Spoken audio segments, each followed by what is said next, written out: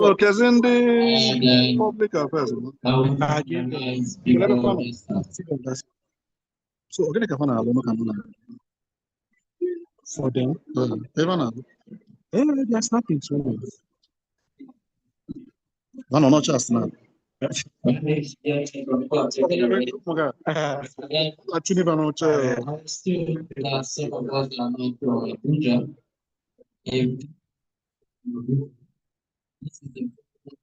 So, this is really decision for Nigeria. And then, for that reason, you be assured of maximum security and everything when you think once again, you're welcome to this wonderful retreat put together by the Nigerian Space Management Agency in conjunction with Grey Sky Consulting Nigeria Limited. All right, my name is Amboke, and I'll be your host. And I'll be working in. And they say, beside, okay, is it beside of the beside every successful man, there is a woman. Ladies and gentlemen, I put out for the building that is going to be introducing myself.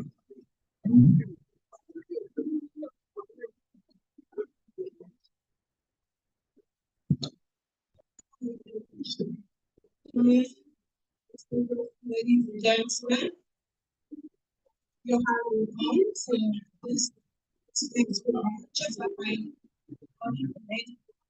here is lectures. I can say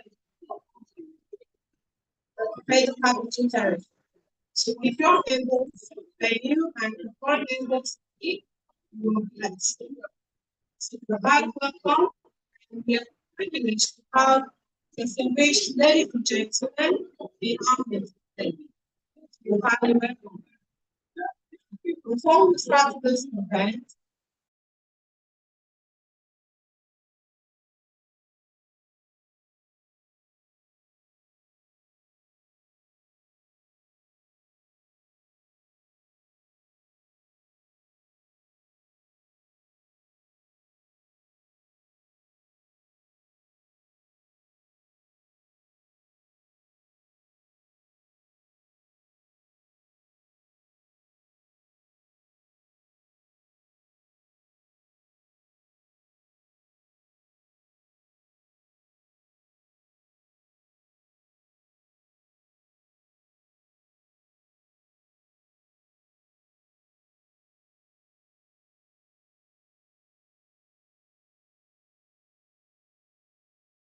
If you want to collect, negotiate high, you're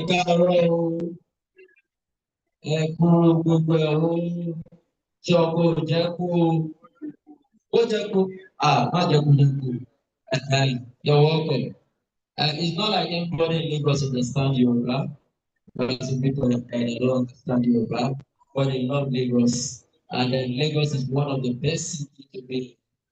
The city is very small, but the population is more. But then again, you are in the capital city of Nigeria. Once again, if you are happy to be in Abuja, please celebrate yourself. A round of applause for yourself. Thank you. I will take it up from there. We are still trying to put some other things together. We are still expecting some dignitaries to join us. We are expecting a safety electronic services. Ourselves,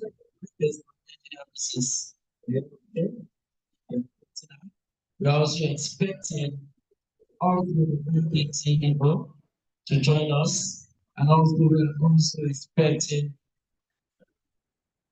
the director of corporate services to join us and other distinguished personalities to join us. So before they come, I think some recognition needs to be done. These people are new. if they are not real, we would like you to listen to some music. When we go, we'll get started.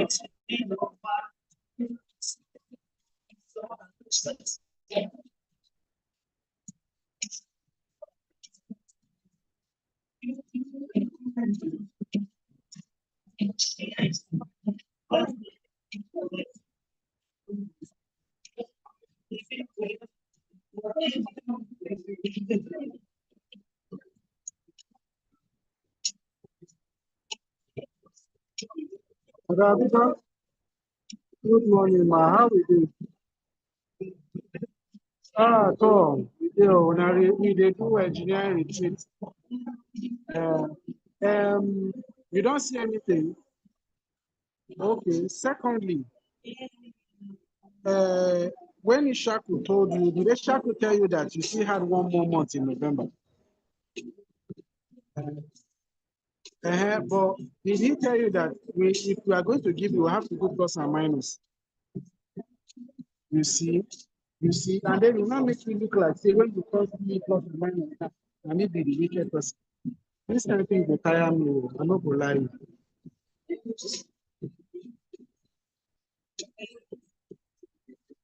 No, I'm about to send the document, and it has to stop. So it's 107 you will see. But I think that you also go very to go collect.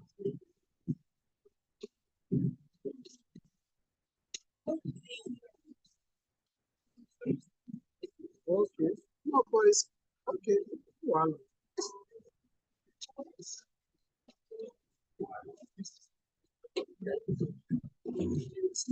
I don't this schedule more. It's 107 you will see. Sorry. Sorry. Okay. All right, man. So it's glad we are waiting for. All right. Okay. Well,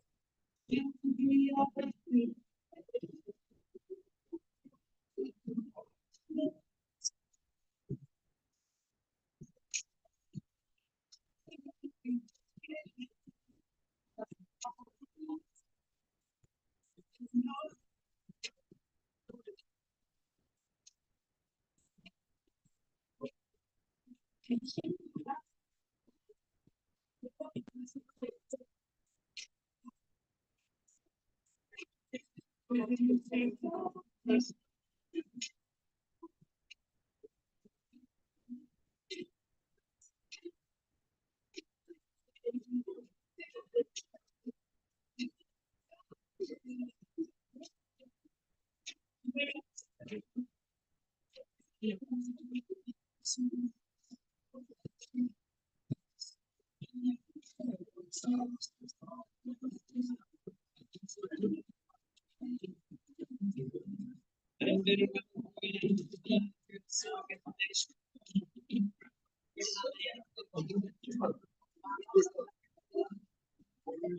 a business.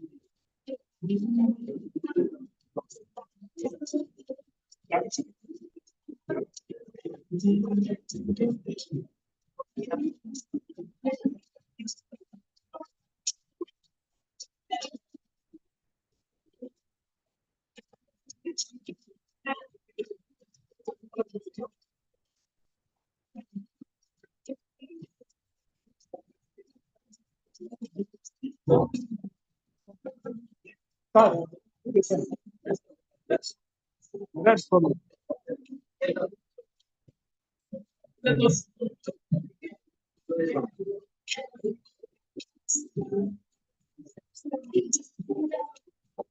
All right, ladies and gentlemen, we are now seeing our live now of the director of the legal, Miss Business Lawyers together for the director of legal. Let's put us together.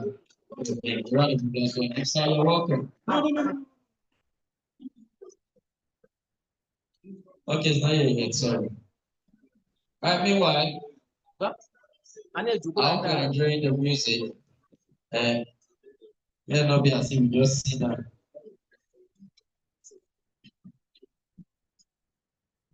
All right, the director of DCS is walking in, please, followed by the director of legal services. Please let's put your hands together for them. Also, the director of corporate services alongside them. And you're welcome. And also the host, the guest of the host is also here. Please, if we love them with black people, let's put it on.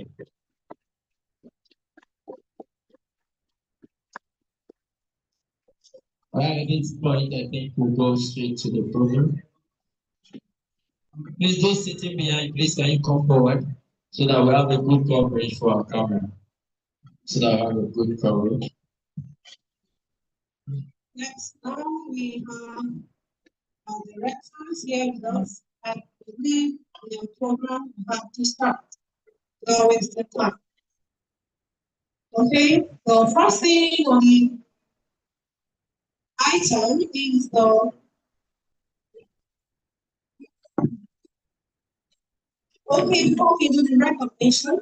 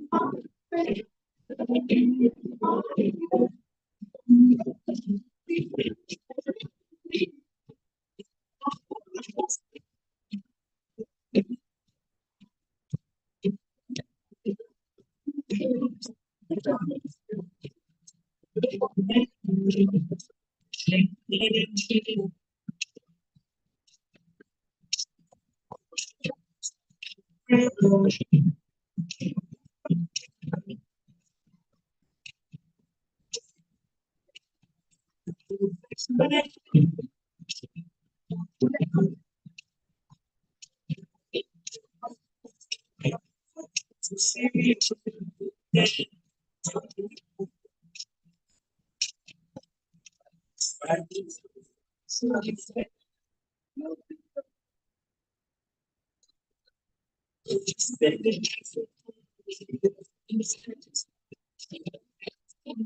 now we have general manager policy system with us here. Please, can we put our hands together? While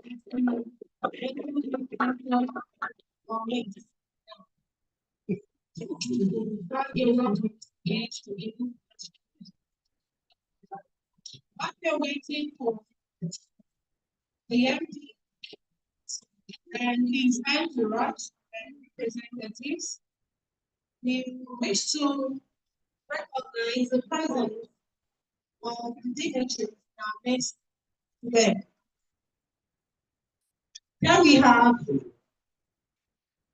the director of the Directorate of Safety, Electronics and Engineering Services in Nigerian Export Monitoring Agency, and the person of Engineer Mrs.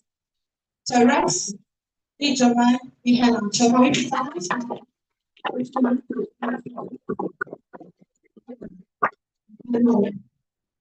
We also have in our midst the Director of Air Traffic Services.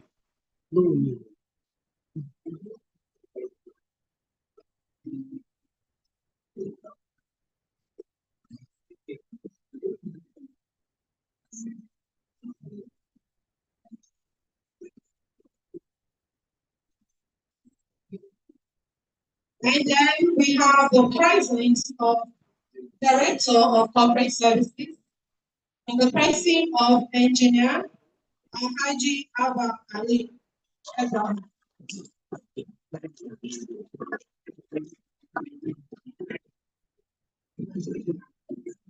Alright, sir. He said you are not an engineer. Sir. Okay, she's not promoting you. Ladies and gentlemen, please can we recognize the presence of the Director of Corporate Services, Alhaji Abba Aliu Ibrahim. A round of applause for him.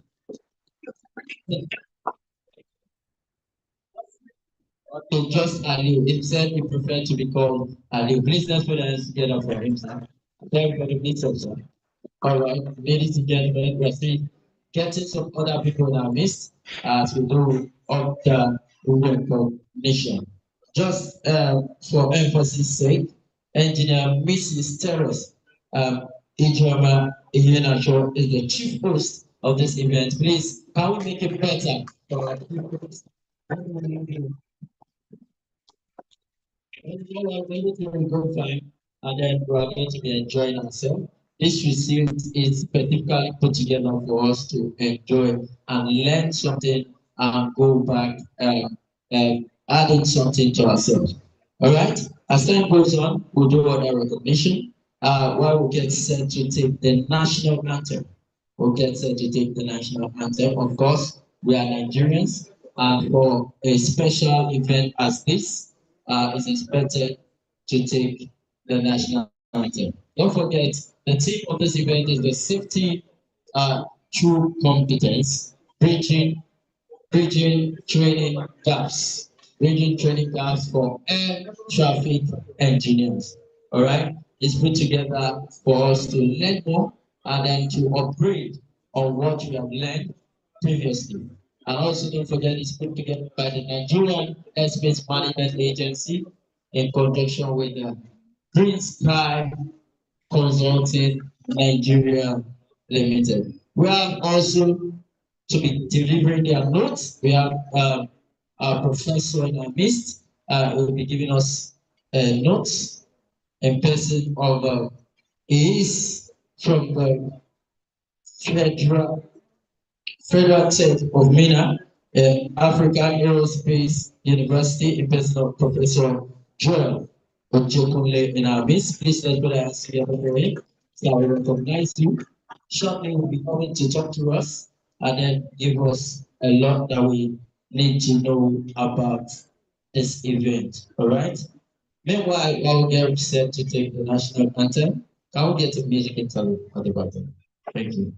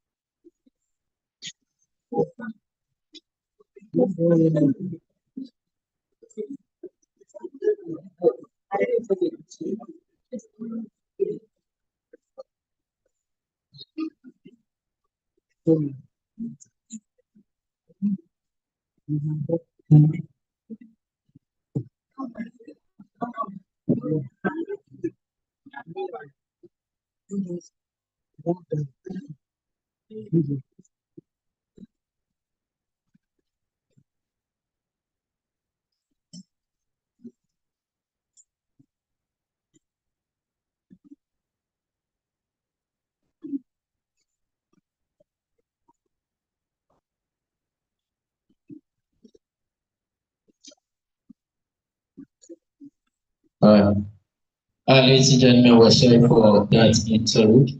We're trying to get the national anthem so that we will not play the one of the.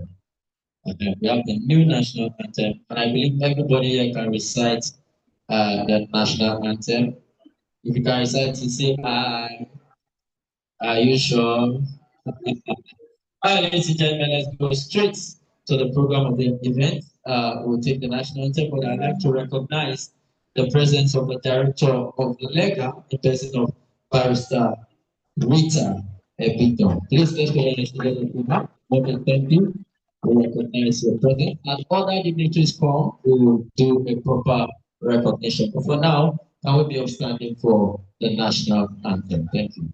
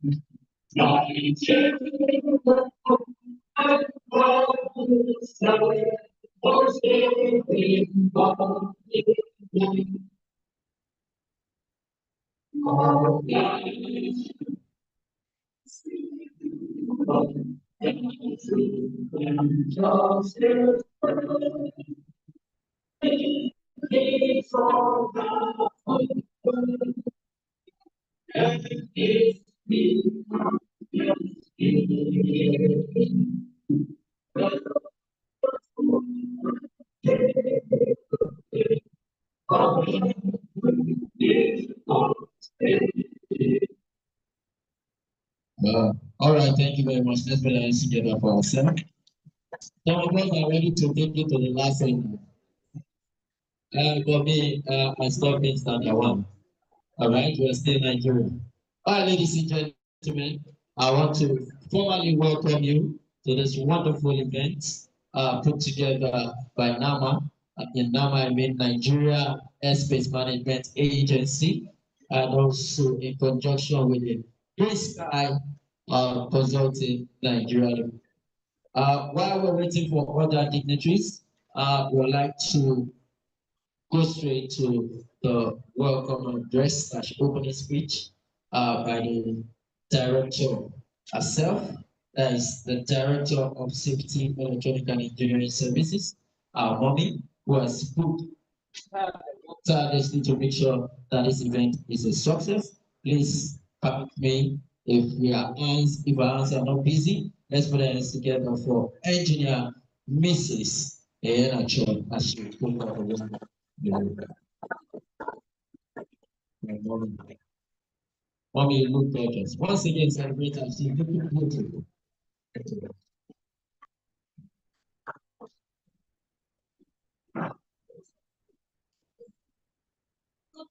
Everybody.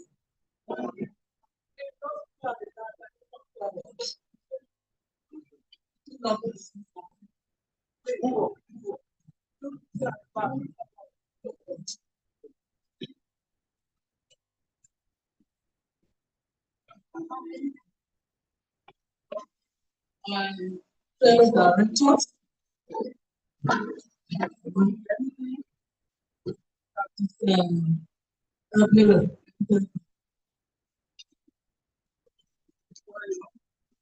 engineer,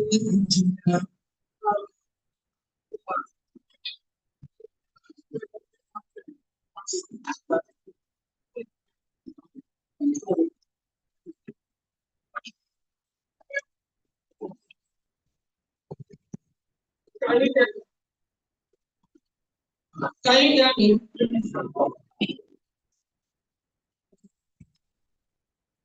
Good morning,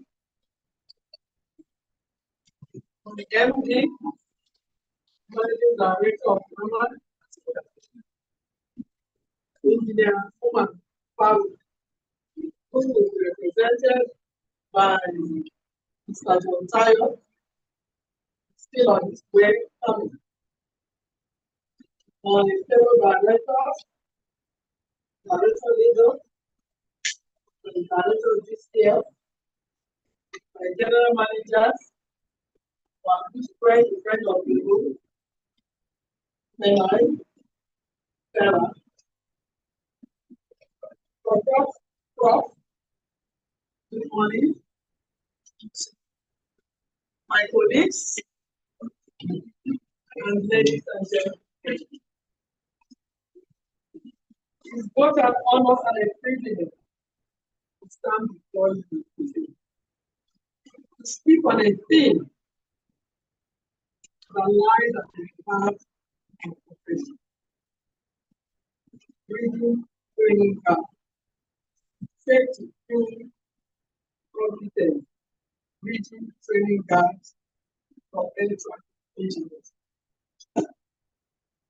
In addition, safety is not just a goal, it is our culture, our dream, and our collective responsibility.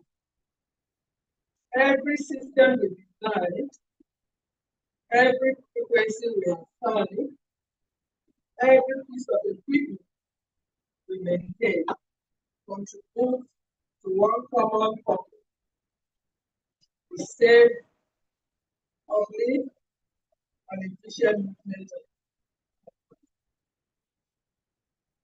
Yet, we must acknowledge it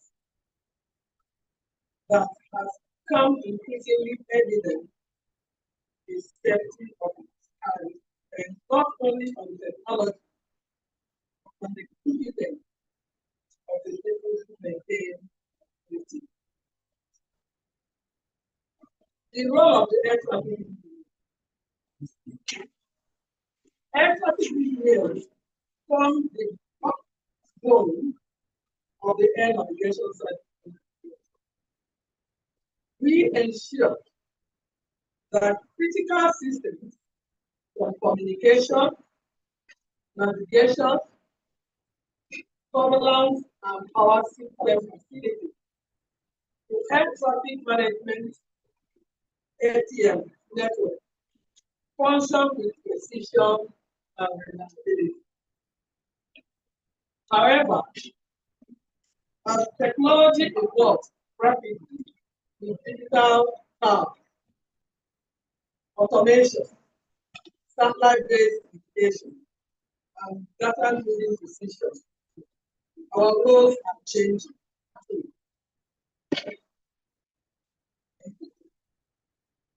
The traditional engineering toolkit must now expand to include software literacy, cyber security awareness, and system integration competence.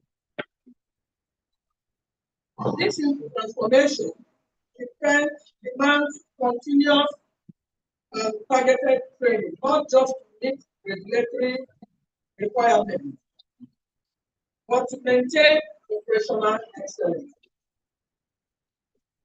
Identifying and bridging the training gap. Unfortunately, across many air navigation service providers, training gaps still exist. True or false? Gaps in exposure to new technology, limited access to simulation tools, insufficient manufacturer-led development, and sometimes outdated curriculum that do not align with emerging gaps. Bridging these gaps requires a multi-pronged approach. Number one, curriculum organization. Training institutes and regulators must update technical syllabus to reflect the realities of modern PNS ATMs. Competency-based training and assessment.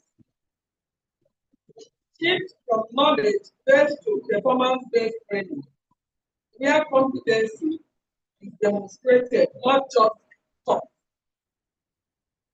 We have partnerships and collaboration. We must encourage partnerships with OEM, regional training centers, and international bodies like ICAO, Council, and IATA to ensure our engineers receive globally relevant training. Continuous professional development. This is something that touches me, and that's what we're trying to maintain. Continuous professional development. Competency is not a one-time achievement. It must be sustained through refresher programs, workshops, and exposure to professional innovation. And that is what brought us here today. Mentoring and knowledge transfer. This is another something that touches my heart and which must be implemented in this line. You have experienced engineers who should mentor younger ones. You cannot come and tell me that you're a guru when you have nobody that you have mentored. So we must encourage mentorship. This as our way of bridging gap. So the experienced engineers among us must train the younger ones, bridging not only skill gap, but also the generational gap. Then, safety through competence. That is another thing that brought us here. We have professors who are here who are going to speak to you about safety through competence Every incident prevented, every flight handled safety is proof that competency saves lives. When our engineers are well trained, systems remain reliable, downtime is minimized, and safety measures are strengthened. Competency is therefore not an expense, it is an investment in safety.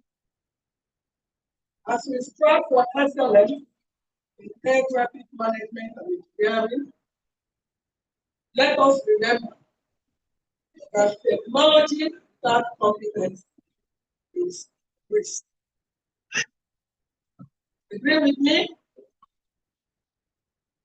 But competency in technology is safety. Ladies and gentlemen, bridging training gap is not just an operational necessity, it's a moral obligation. It is a moral obligation. So I want you to see it that way. Our commitment to safety must be marked by our commitment to learning, adaptation, and continuous improvement.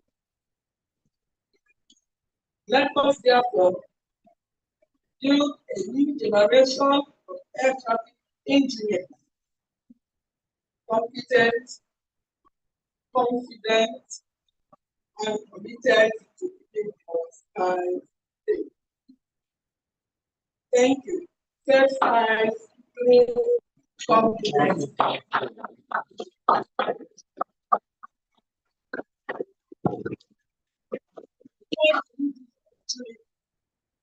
To appreciate our managing director, who is our 001.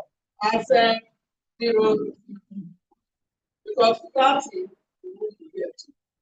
True or false? So as I was giving my speech, his representative walked in, who is also one of us, in the name of Mr. John Time. So we will have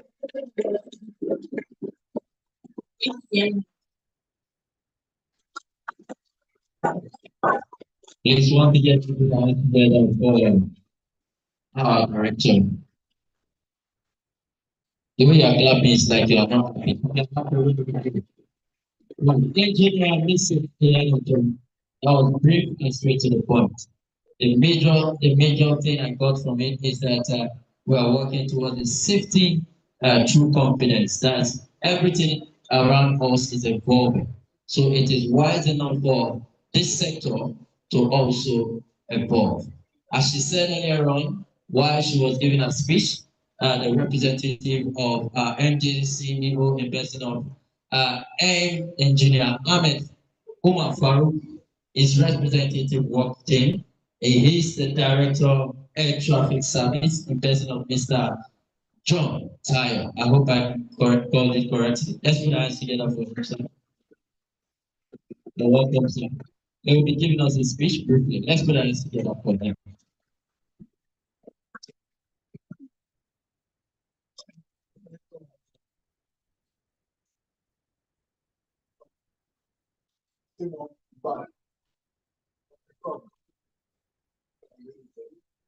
Our host,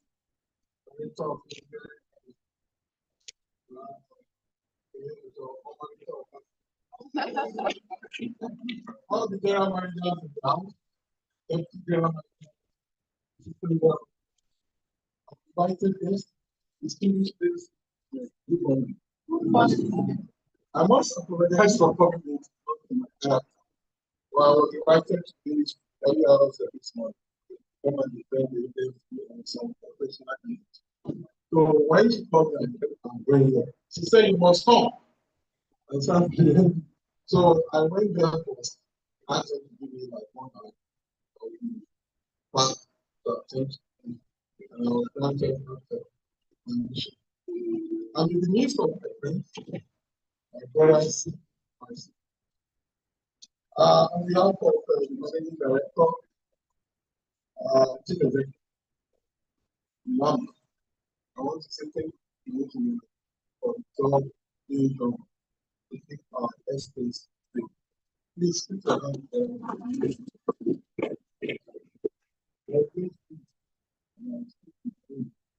Ladies and gentlemen, esteemed colleagues and colleagues there, I'm thrilled to be speaking with you today about a topic that is at the heart of our industry, safety competence. As a public engineer, you play a critical role in ensuring the safety of our staff, and I'm excited to share some insight on bridging the gap in training to take our safety standards to the next level. We have made tremendous progress in aviation safety, but we still face challenges. The aviation industry is evolving rapidly with new technologies and innovation emerging every day. Our training program must keep pace with these challenges to ensure that our engineers have the skills and competency needed to tackle complex safety challenges. So, what are the competencies required for it? First and foremost, we need to focus on system thinking and interface design. This means understanding how different components of a system interact and impact interoperability. We also need to prioritize decision training, making trade-off explicit and documenting our decision to ensure accountability. Bridging the gaps. To bridge the gaps in training, we need to adopt a more holistic approach. There are some strategies that I believe can make a significant impact. On-the-job training. We call it OJT. On-the-job training is very important. They say it's very expensive, but when it comes to safety, on-the-job training is not expensive. If you are able to go through on-the-job training, you quickly recall when there is an incident or a repair to be made that are going to be made. While engineers with hands-on experience and mentorship to develop their skills in real-world scenarios. Competency-based training focus on specific competencies rather than just completing training modules. This ensures that engineers can demonstrate their skills and knowledge in a practical way. Virtual reality and simulation, like we do in native. We do simulation, sometimes we do real life track. You understand? Because of no equipment to do simulation. So we set a simulation and say, okay, you have this. If the aircraft declares emergency, what do you do? And we go through the checklist if you comply. The same thing should be adopted in engineering. You have a viewer that bring people together, dismantle the viewer, and bring the viewer back to life. That is OJT.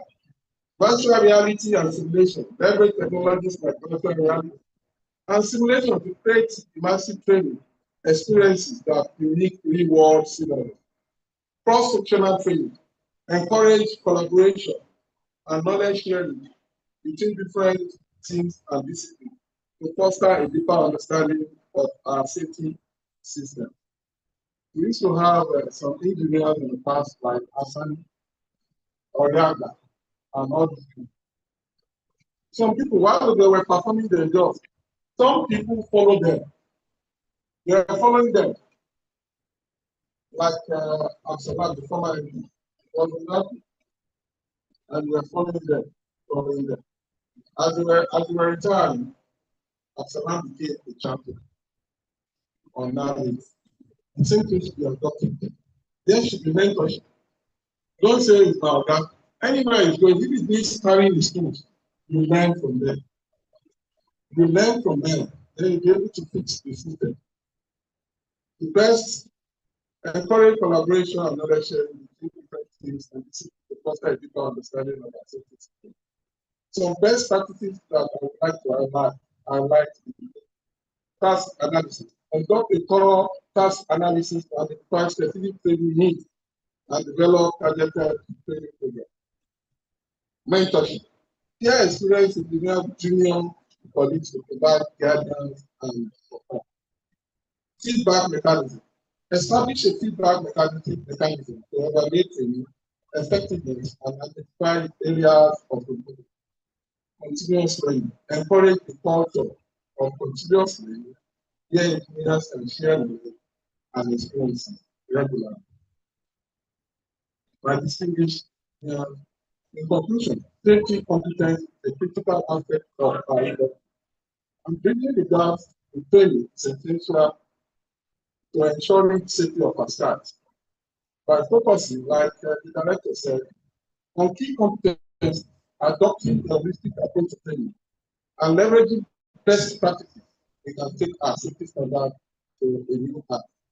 Let's work together to create a culture of safety excellence and make a positive impact on the aviation industry. God bless the engineers, God bless them, and God bless everyone. I will put our hands together for everyone that can things in. Let's make it better. Let's make it better. I want to start from me. That was precise and straight to the point. Thank you very much, sir. I really appreciate. Thank you for taking our time behind your busy schedule to be here. Uh, we say we do not take it for granted. Can we show that by another round of applause? Right. We have our resource persons and then we have other dignitaries in our midst. But before we go to that, I'd like to recognize the friend of the directorate in our midst, in person of Dr. Sarah. Let's put our hands together for the You're welcome. Thank you for joining. And also, we would like to give space for others of our dignitaries here to give a word of just a word or two, just a word of two to us so that we can just take it up from there. We would like to call on the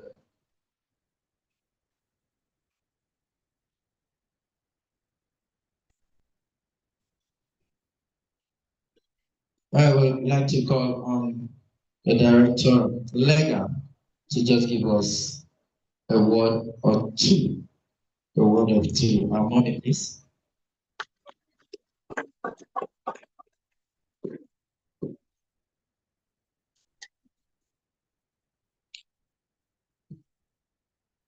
Sorry, ladies and gentlemen, I was overwhelmed in my speech for the interview. About this fact that the only need to prepare to win. You have to be managing the of NAMA. This retreat is hereby declared open.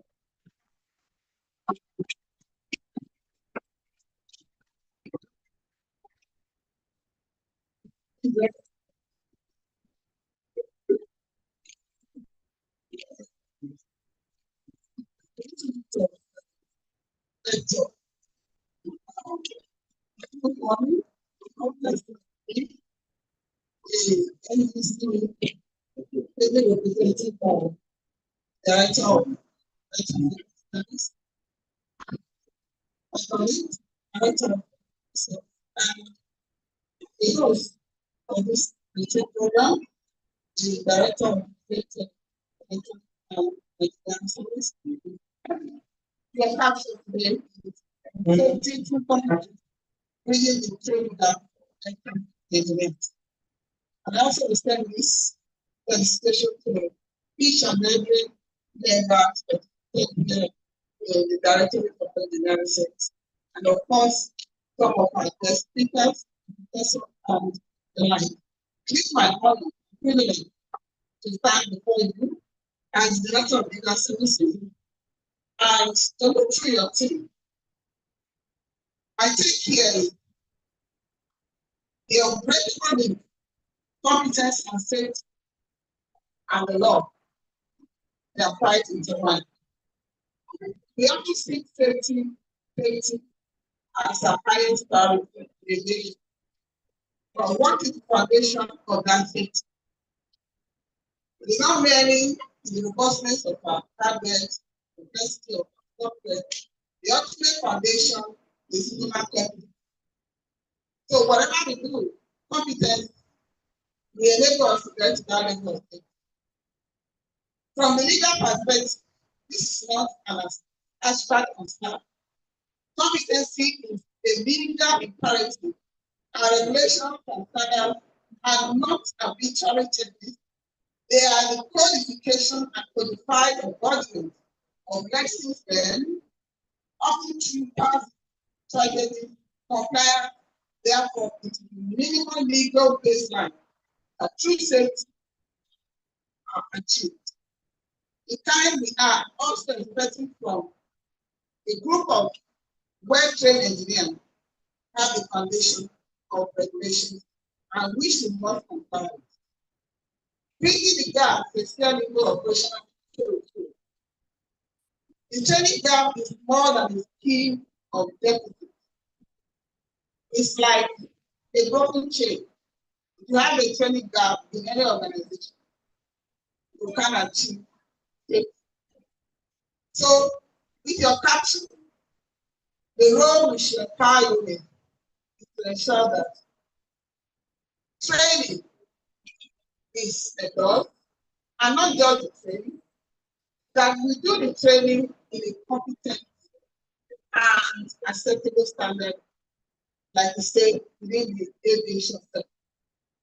So, like the earlier I registered, safety is the key word when we are talking about aviation. So, I actually registered with my friend, colleague, for this caption because if you don't have competent engineering, you know they say there is no parking space in the air. So we will have a good air traffic management. So I enjoy you to use this opportunity to learn and unlearn and relearn again. So thank you and God bless.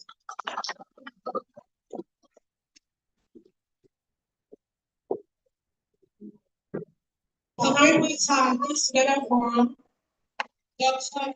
Sarah Oga for this wonderful speech.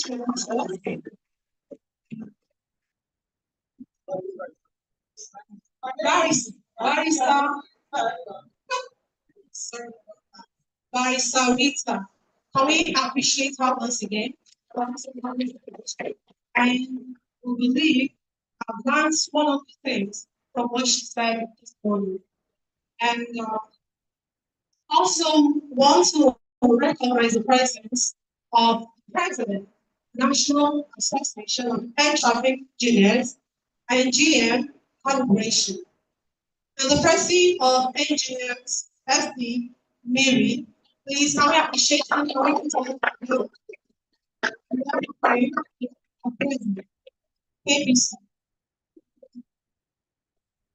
Yes, we are still on the contributions of our dignitaries with us here. So, without wasting our time, we'll move back to the next person. And the name of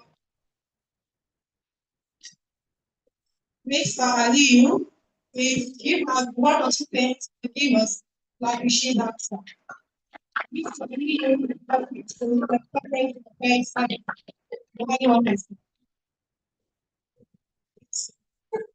To choose one. For seven. The host, a good friend, Teresa, the representative of the NDC, Mr. Gentile, a good friend before, the director of legal, our friend, Dr. Sarah, other managing directors, general managers, deputy general managers, our professor, and other guest speaker. Good morning.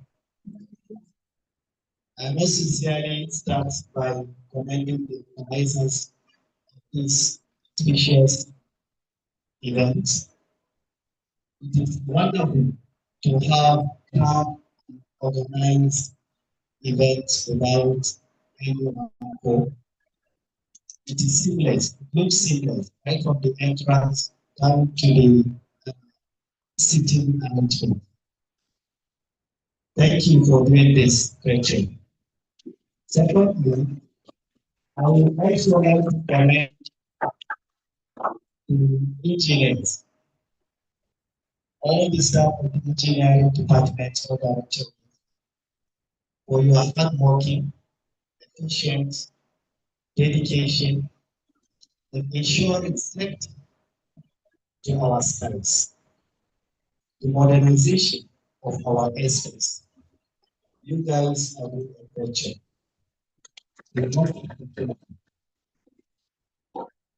As we gather here today, for the next few days, you are going to engage yourself in robust deliberation discussion in order to convey some of the solutions that can address the challenges that we are facing in the aviation industry, in particular the air navigation services. Your job, you are the invisible, your work is the invisible one that's shaping the aviation industry. So we really appreciate what you are doing and we congratulate you for organizing this event. As the speakers mentioned, from the director to the acting representative of the managing director, they did mention about the involvement of the new innovations in terms of aviation engineering, which ranges from satellite-based navigation equipment, digital surveillance, automation, AI, artificial intelligence, and of course, the robust cybersecurity. So I believe you are going to have this involved into your your discussions for the next coming days or from today as the retreat period. So you are coming to give or involve or provide some of the ideas that will align with this trend of the world. So we thank you most sincerely for your commitment and working every day. Your commitment means a lot to Nigerians in general, because you connect or we connect the world with Nigeria. So our agency is a very, very important agency in terms of provision of security, economy, and global reputation. So thank you so much for being here, and I'm happy to be part and parcel of this important retreat. I want to digress a bit and bring the collaboration between my directorate and that of DSEES. We work hand in hand to ensure the technology improvement in terms of information technology. Also, engineering department is our great supporter when it comes to the program that my directorate champion, which is CDCU, anchored by presidency under the office of Hadiza Bala Usman, which measures the milestone, the performance of every budgetary allocation of every organization and ministry. And we, without mixing any words, we receive a great support from engineering department, because most of the activities lies with engineering.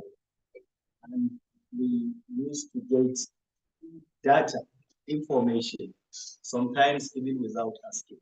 So we must commend you for that. And we call on you to please encourage your staff to cooperate more with us, because we propel the image of the agency when it comes. I'm not, don't report me to corporate, public affairs. when it comes to the job done, project implemented. So we champion that. Thank you so much and have a great retreat. Thank you so much.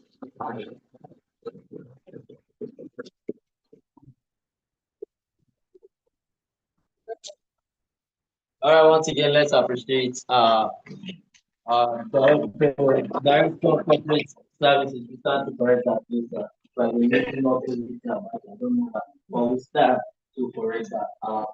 Please put your hands together for me. All right, while we're waiting for Paul, we know this time will come to Paul. Once again, I would like to recognize the President, National Association of Air Traffic Engineers, and also the GM calibration in person of engineer SD Mary. All right, we have our resource person that will be talking to us. But before that, I'd like to call on the president to just come and give us a word, a very short word. I don't know, or hold on for power. All right, let's welcome him.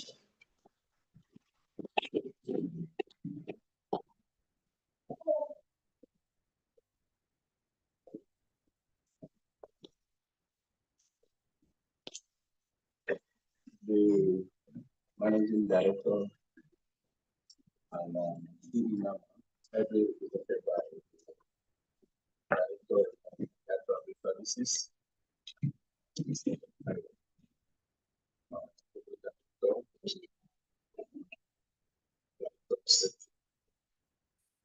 Services.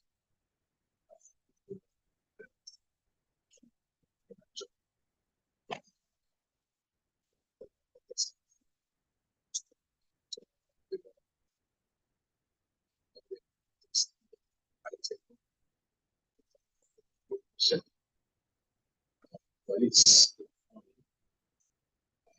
great pleasure that start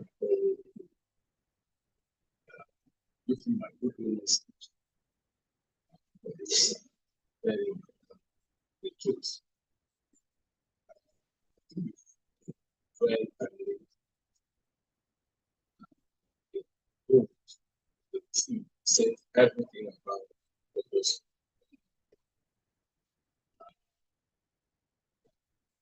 I want to say I give a short message. So I want to go straight to the point.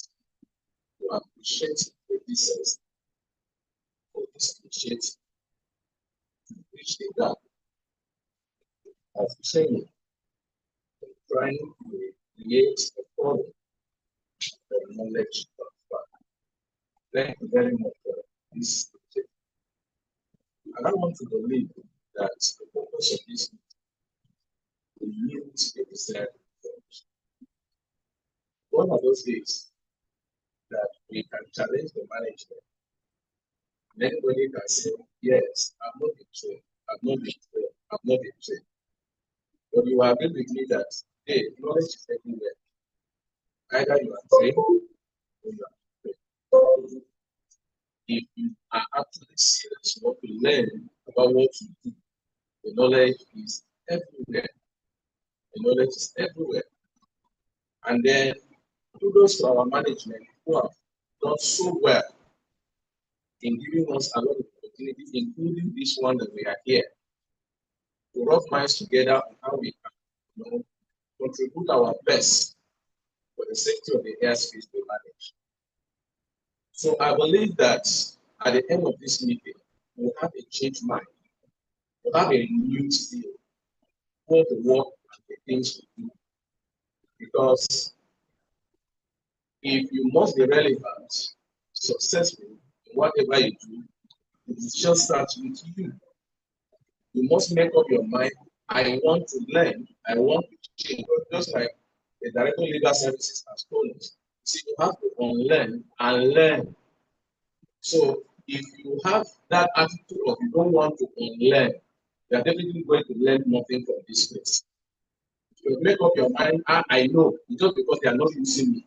You remain, I know, and they are not using me. But if you want to tell yourself, no, I think that era is gone. This is a new platform. Somebody has created this platform for us to sit down together, address issues, readdress our minds, and then live here with him so that we can be useful to the system. Knowledge transfer is actually a very critical issue, particularly in this engineering sector. People retire and retire with knowledge. Uh, our director talked about the need for us to take up those knowledge before these people leave so that they will not leave with the knowledge. And then how do you transfer this knowledge? Like I've said, this is a forum for it. Mentors are, you choose a mentor, and a mentor will also choose a mentee. It's either somebody chooses to be a mentee and learn under him, or you choose the person you want to learn under him, or you must have the humility, you must have the willingness to learn what you actually need.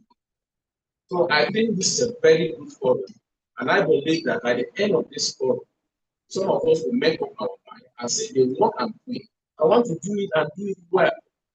That's where some of us started. When I joined this one, there was no training. And I remember I told somebody, I said, I have trained this one for about 8 years now. I'm not going for 1 day training. He said, stay there. You're waiting for training. You will get training. Don't go and train yourself. And we started by reading manuals. We try to interact with the equipment. And I thank God for the grace and opportunity that I'm able to contribute my little quarter in the maintenance and aspect of the agency. So I believe that anybody can do it. There's nothing like I have not been trained again. Now, most of us have opportunities of training and retraining. But let's justify that fact that this training that we are looking for actually we deserve it, and that by the training we have so much now to contribute back to the system.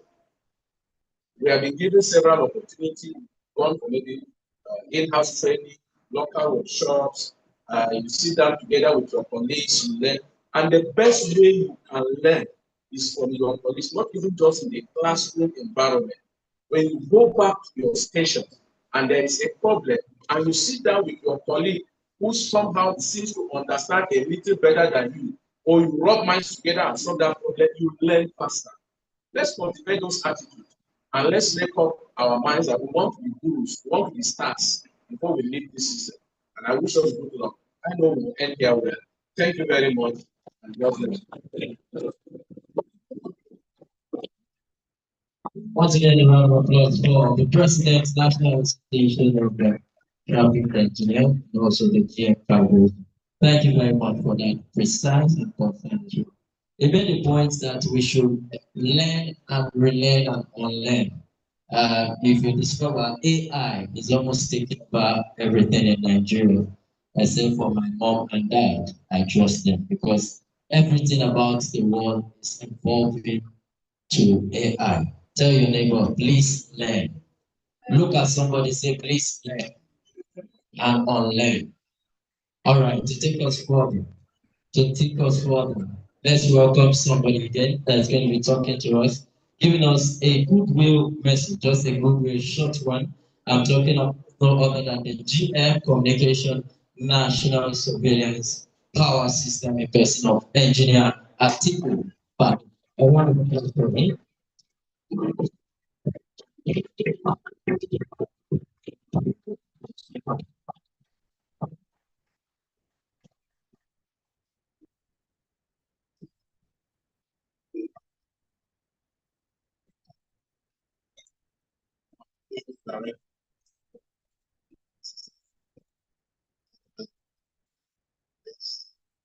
Fellow engineers, it's a prestige.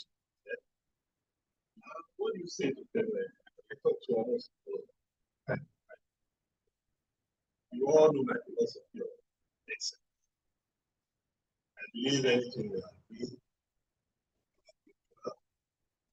I used to tell everyone, I tell you, do something in such a way that when they ask who did it, you should be able to start proudly and say, hey. So I also know my philosophy of learning. I believe learning is an everyday activity that you always learn. Even things you think don't concern you, Let me just give I have a little bit of time, so I'll give you a quick story. Most of you know about the same power project. When same power project, six, I mean, power system, same power, safety electronics. But I will tell you that there's hardly anything. Why? Because I created that project. Then all the tests and the found, I went to them. So, and it's prestige to me that I do it. It's personal. Like I will tell every engineer, for example, the average 860 man, you have approach to that time controller, but you never see an 860 man tell you he says, I'm a controller. So also I want all of us to complete that you should proudly say, whether it comes to power system, it comes to know as much as I'm very sure among you, most of you will be GMs, you'll be directors, and possibly, I'm saying, you can be ND. Nobody will ask you what branch of engineering did you study or finish. When you stand up to speak to an engineer, they ask you a question.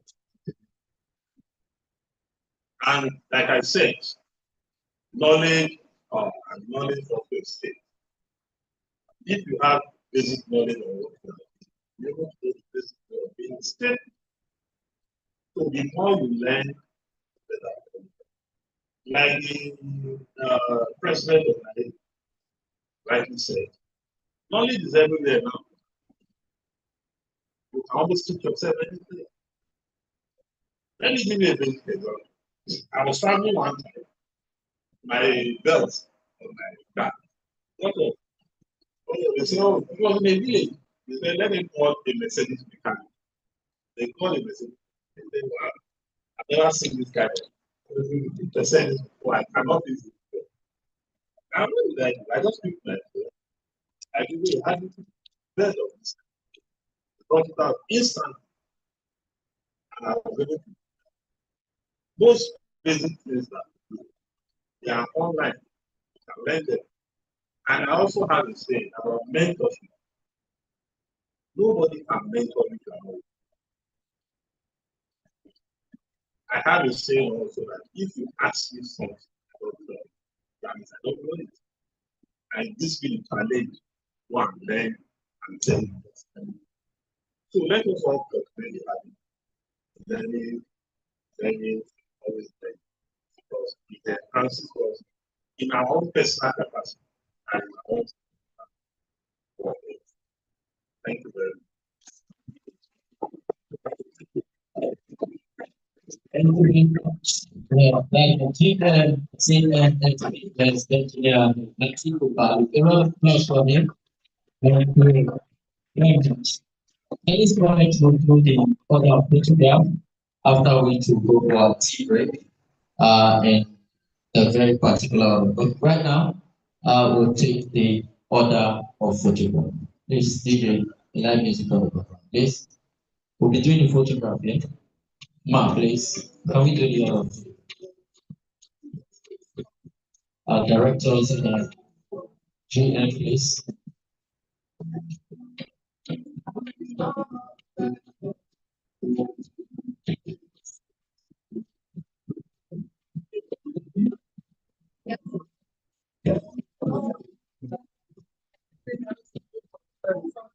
GM.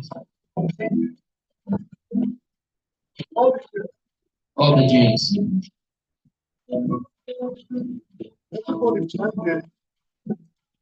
Can we have everybody come behind them? Please, let's go behind them.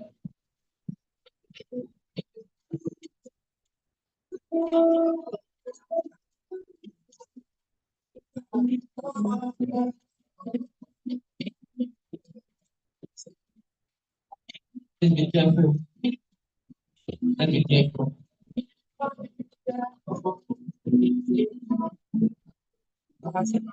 Let's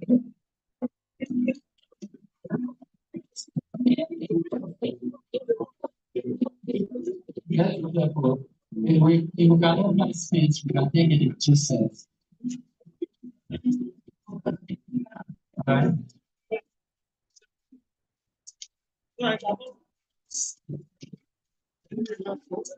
I just make sure everything is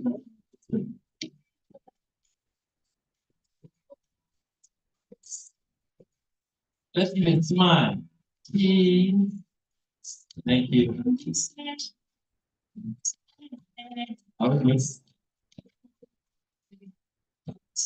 Alright, let's have the directors and the deputy the directors.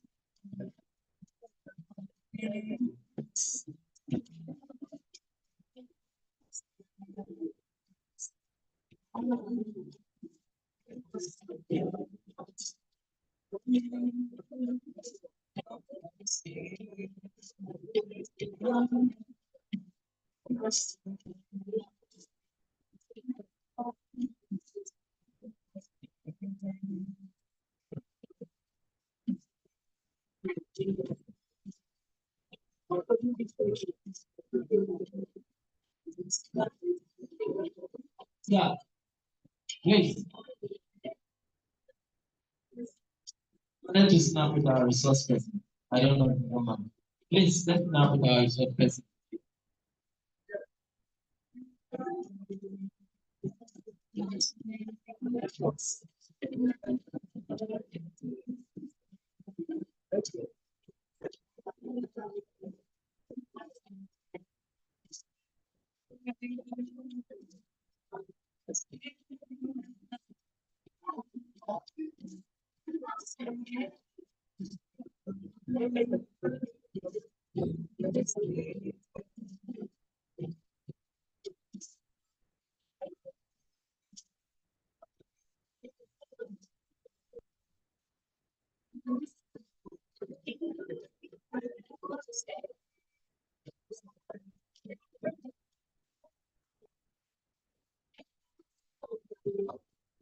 All right, you're going for the tea break. Directions are going first. The directions are even going first. Please, can we see that, please?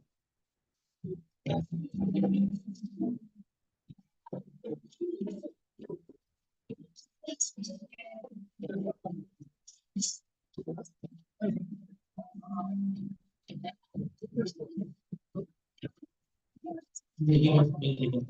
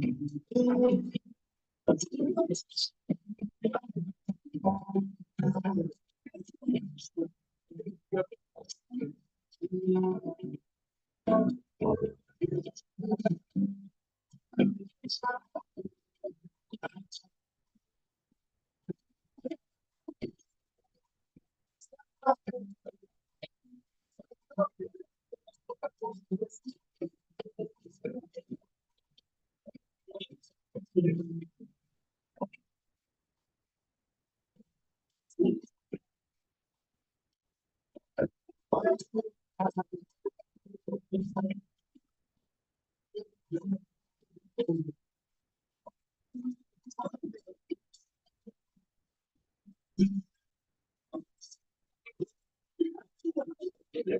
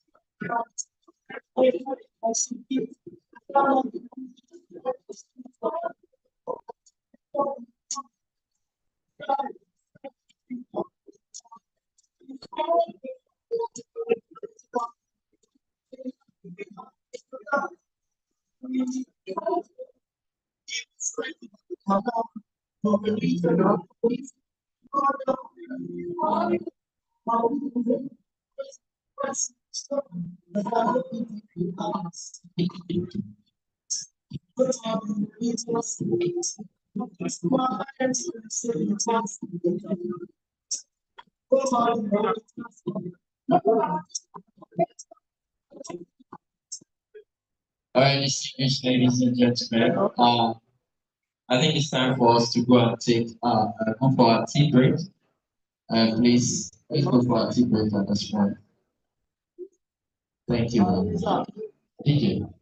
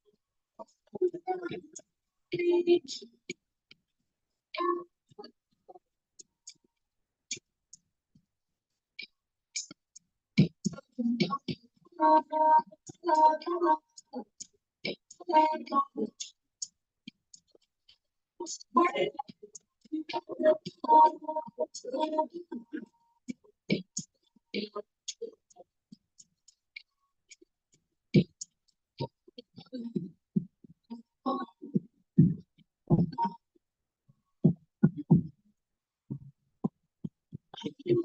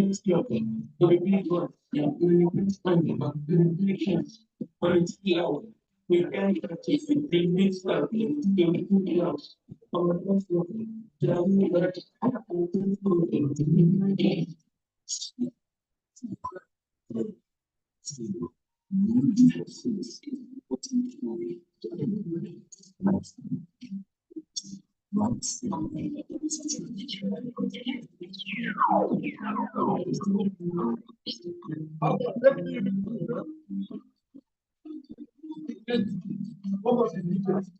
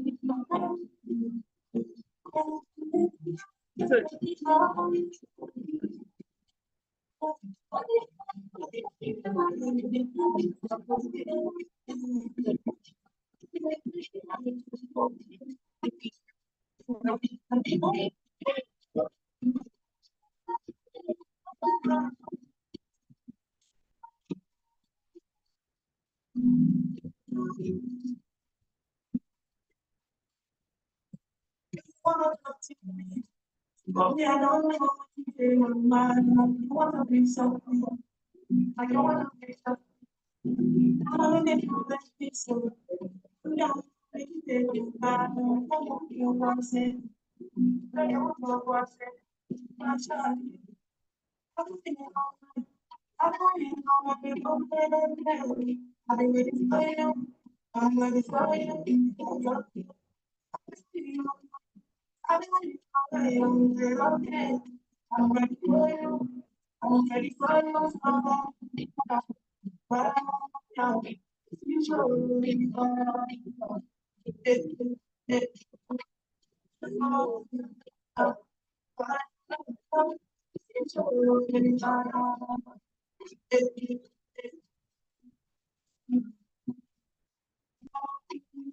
that's it.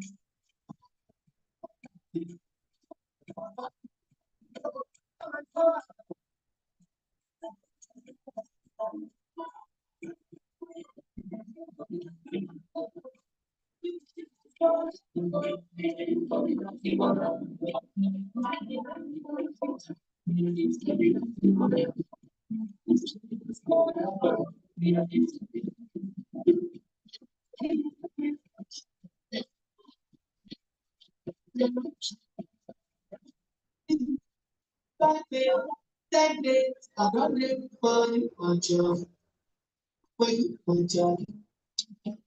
you want me for no you. I don't know for it. I want to talk.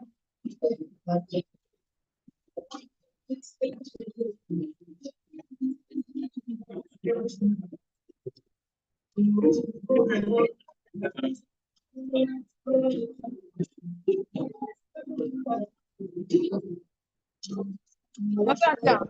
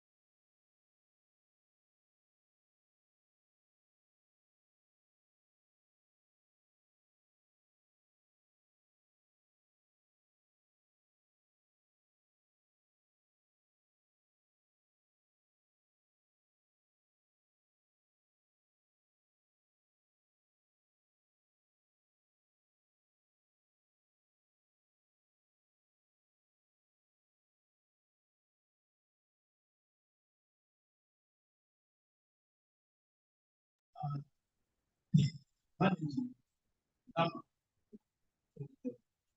give us this opportunity to share particularly engineer Mrs. For creating a window of opportunity for us to come to now, come and share knowledge together. We have been this business for quite some business of building capacity in the entire transport sector, whether aviation, whether maritime, whether a rail, road, like to mobile transport experts. I have already had a bit of my work career in the industry. I joined university. I work in the direction of transport technology. I then design. Some of you I work there for 20 years. There before the book. I think I've been a gym in the industry. Then I go to the to go and pass the knowledge, the practical knowledge and experience to the local television Nigerians who are being trained to the university. So everything is community based. I'm a professor of logistics and transport technology, and I'm also a visiting professor in African aviation and aerospace region. And so it's a great privilege for me to be here to discuss anything that's good. And you know that one of the key things that's against us is safety. Because in the elementary definition of transport, the central is the movement people moves from an origin to a desired destination. And we say every time there is no safe and transport transport. So safety is very key as far as transport. I've listened to some of your directors, management team, they are doing good messages, good class money, and I see that majority of people are here for engineering, and engineering, talking about engineering. I know when it comes to engineering, that's the key. So we're competent there. But there is some element of safety, a very important aspect of safety that anytime you know, engineering deal with machine, you deal with people. And you're thinking that most of the time, yes, am I competent in handling the equipment? Am I competent in maintaining the equipment? So most of the time, that's our attention. We forget about the human aspect, which is the human factor principle, which the customer is supposed to relation. And on the record, you know that between 70 and 80% of causes of accident, whether in aviation, whether in any move, is the human factor. Human factor contributes to 70%. So if you are maintaining the issue of safety, ensuring safety in transportation, then our focus should be on the human element. So when we talk about safety culture, it's not just about I am competent to handle and my staff want to maintain. It's also about the people who are handling, who are maintaining equipment. How safe are they? What about the human limitation, the human character, the environment where people work? How do we ensure that the environment does not impact negatively on the performance of the engineer? How do we see that we are concerned about the welfare of the engineer who may have some psychological problem, who may not be physically fit, and you expect them to perform to be able to get the project? So Most of the time, we overlook that aspect. So in the course of this interaction, this training, we will look at the human factors and the major thing we will focus on. And so if we are talking about the concept and dimension of safety culture, that's what the introduction said. We look at the safety culture we are talking about. What is it about?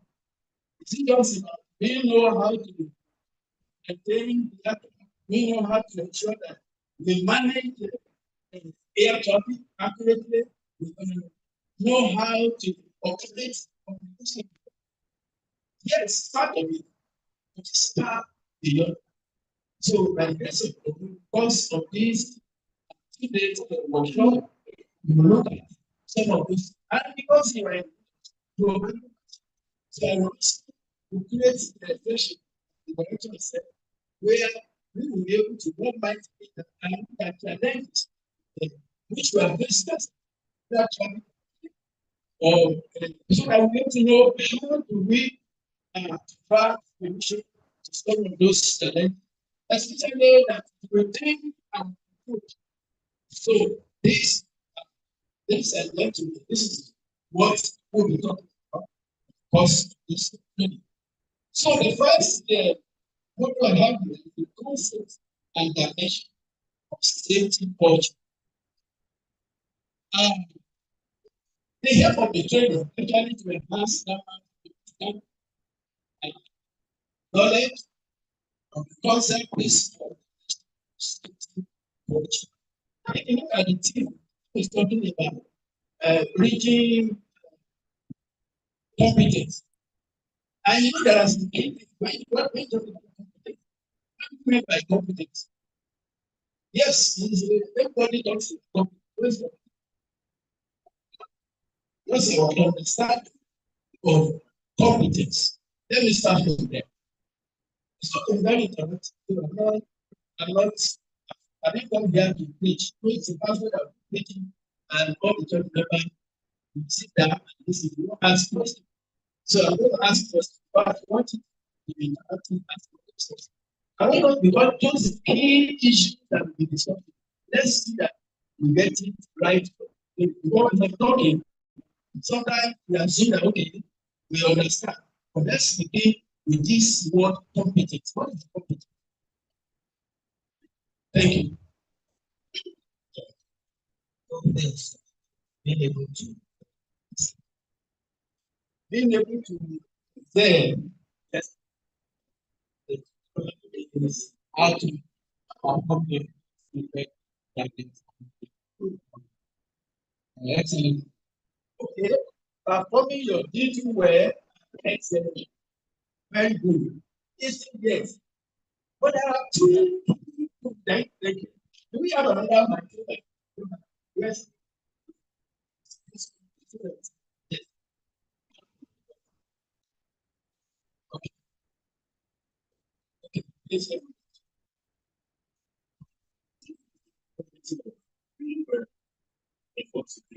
Okay. Very good. What is doing well? Being well. What you do? Thank you very much. Now, he brought the list all the information of the leader. But you know, there are two key elements, two key components. If you want to mention it has to be important. The first component, competence, knowledge. Without the competence, people don't have the required knowledge of the task. So you must get the knowledge.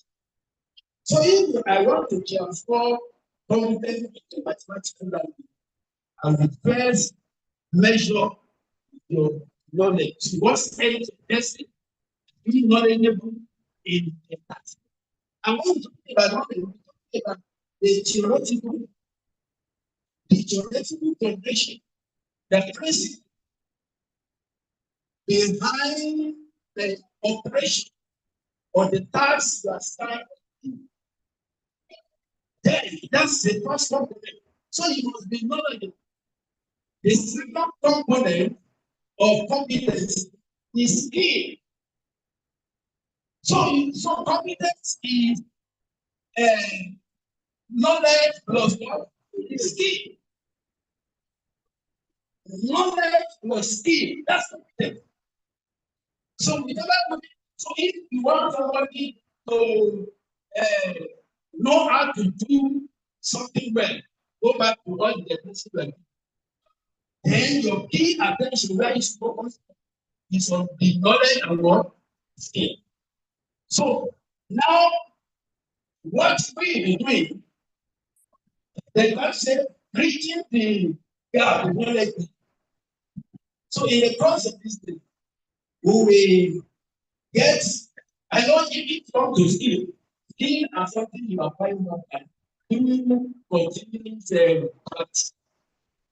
So you don't skill is not, you don't get the skill just in one day or just in one classroom or two classroom lecture, but you can get the knowledge. So so the majorly we will be able to get more knowledge, and then when you have the knowledge with the implement skill or the skill, you can begin to apply the knowledge.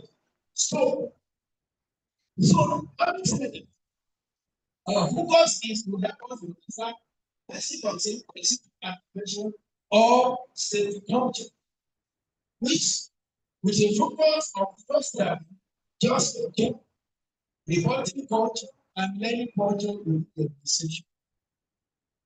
It's at the end of the day, we strengthen our individual and collective responsibility to safety. Because safety is not just about you and an individual, it's not to be handled. And thank God I wish the other because where the issue of human factor, the man have even much more to play in that aspect because they are the one who take the decision. They are the one who assign you. They are the one who supervise. They want somebody to go and do a job, overload the person, and there's an excess workload, and that will result in fatigue, and we know the implication of that. So what we are saying in essence, it is about individual and collective responsibility to improve communication and promote proactive risk management and those all operations and function. So that is part of the aim of this lecture. The key objectives, having talked about general improvement 22, but I think I know that the end of this session that starts with divine safety culture, important information, identify and explain the key dimensions of security culture. Then you'll be able to describe the basic just describe the safety concern in the of the content and learning culture. They will be able to understand the relationship between safety culture and engineering, especially related to government operation. Then apply this dimension to enhance our performance. Now we're talking about the national protection. And at the end of the day, what there are things I want to see the chief of that you have to promote awareness of safety culture simple, especially as applied by the cow anesthetic of account talk extensively on safety, their patient, the specified different roles of stakeholders, whether regulator, service provider, and all those who are key at stakeholder implementation. Then we want that a competitive environment. You know, the safety is not about something happened. And what I just said is that who did it so that we can punish. That would be the conventional approach, traditional approach to say, but when we realize that is not the best way to go about maintaining safety of the state.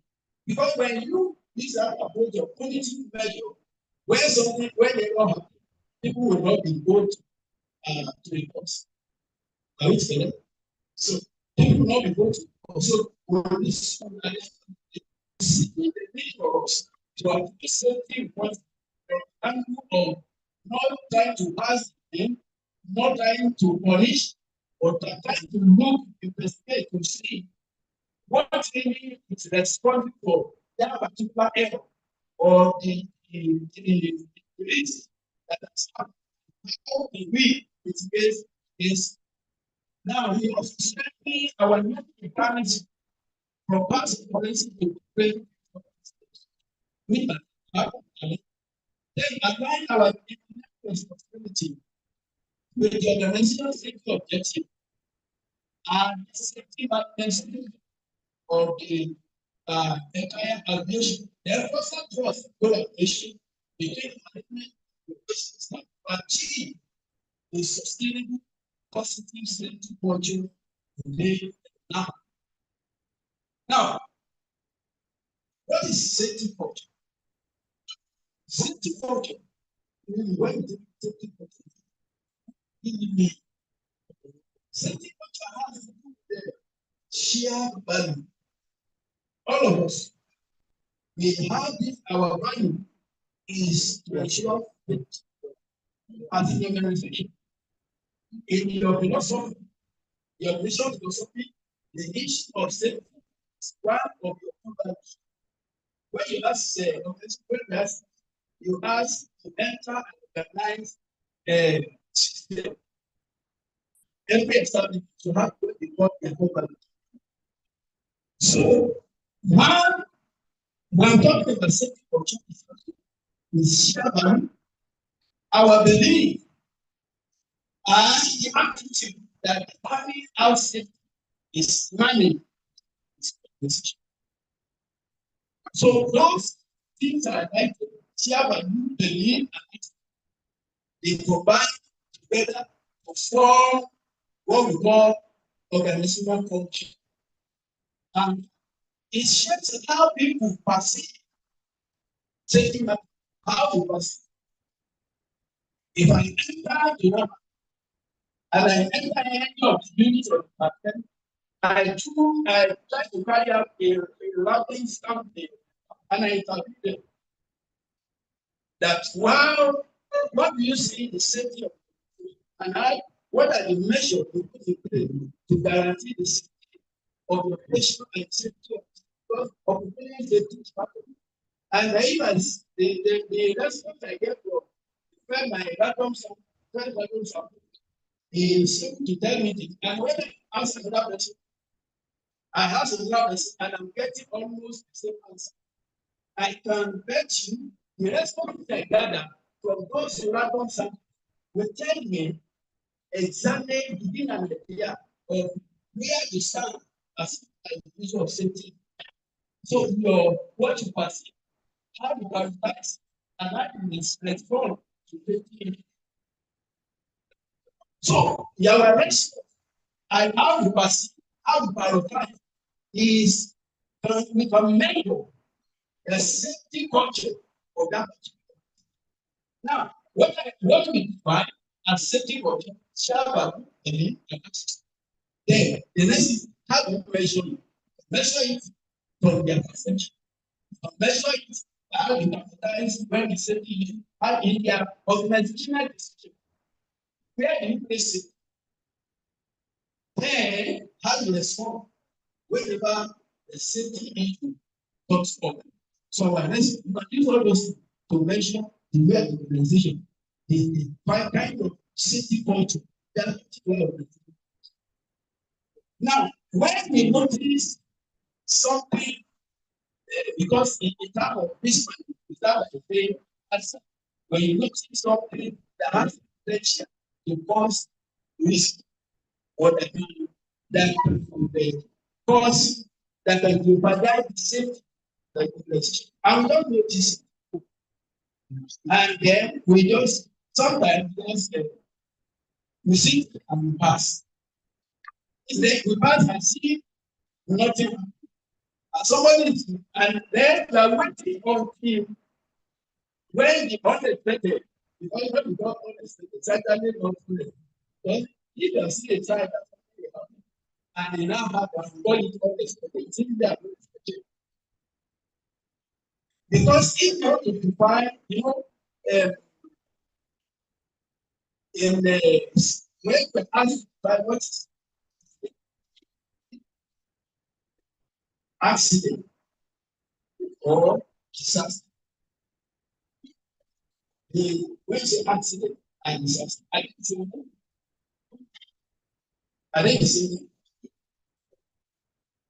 accident, disaster. Yes, I want to respond. They are not. Thank you. But they are similar.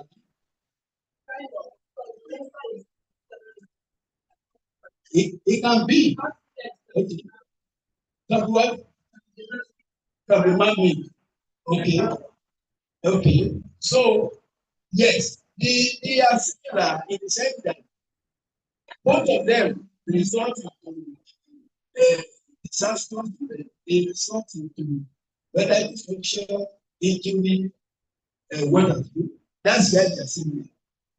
But like she has already said, accident is actually supposed to be unexpected, unforeseen. But there are some things that we call accident that were actually not accident. Because when you notice, if you have already set a safety system, you notice that there are because when accident happens, it does not just happen by just one particular factor. It's not one particular factor, but most time maybe it's that immediate factor that our attention is focused. But if you begin to investigate, you will discover that there's a chain of reaction. There are contributing factors before that accident happens. So what we, at the end of the day, want us to know is that we shouldn't wait. Whenever we notice something, a hazard, something that has the potential to cause problem, it is better for us to play a risk demand. And that time it may not and people it will really need to come there. But we know that it has a direct implication. He is thinking. So that's where the author it's enough for him to say how we perceive, how we prioritize, and how we respond to safety is where to go where our safety. So it is a foundation to safety management system. It's an easy condition, safety condition. Because if the civil accident as development, he has said the standard, he has said every, he has said the procedure, what we even need to do if they want to learn what they are doing. But if we are not succeeded as an organization to build a safety culture, we will still not identify the situations we still not achieve the safety. So inform information. Example. Controllers, traffic controllers, engineer, and defense staff are able to safely put under pressure to maintain air traffic and control. So, what is safety control? What is just rule? Let's just have rule. Let's have the guys to because, like I said, it's not just that it's supposed to be part of it's part of everything. So it is not completely found here. When no one is watching, it's how we do our thing. Even when nobody is watching, when no person is supervising or that what I do to, but you just know that this is how we do our thing. You know, there's a saying that watch die very. What do they mean by that? If you are made with some a context in your life, it has become part of you. So you don't even need whether somebody is there to watch or whether somebody is going to penalize you if you do not do it that way. But you don't know it has become part of you. That is where That's what we want to achieve. To build that culture in everyone. Let me give you an example. You find there are places where you go to, you will see that their staff, whether personal or theater, they will make sure they use their safety belts. You don't drive into the premises of the station without seeing you at the gate. Everyone uses safety belt. If you don't use your safety belt, the next man will not even allow you to take. I saw that when we were doing for training for chef, when we were put up on the in the early 20s. So you will see that it is safety belts have been built on it. It's their so they don't feel as if. Look at me now. If I enter the and say I enter the car, before I move the car, I put on.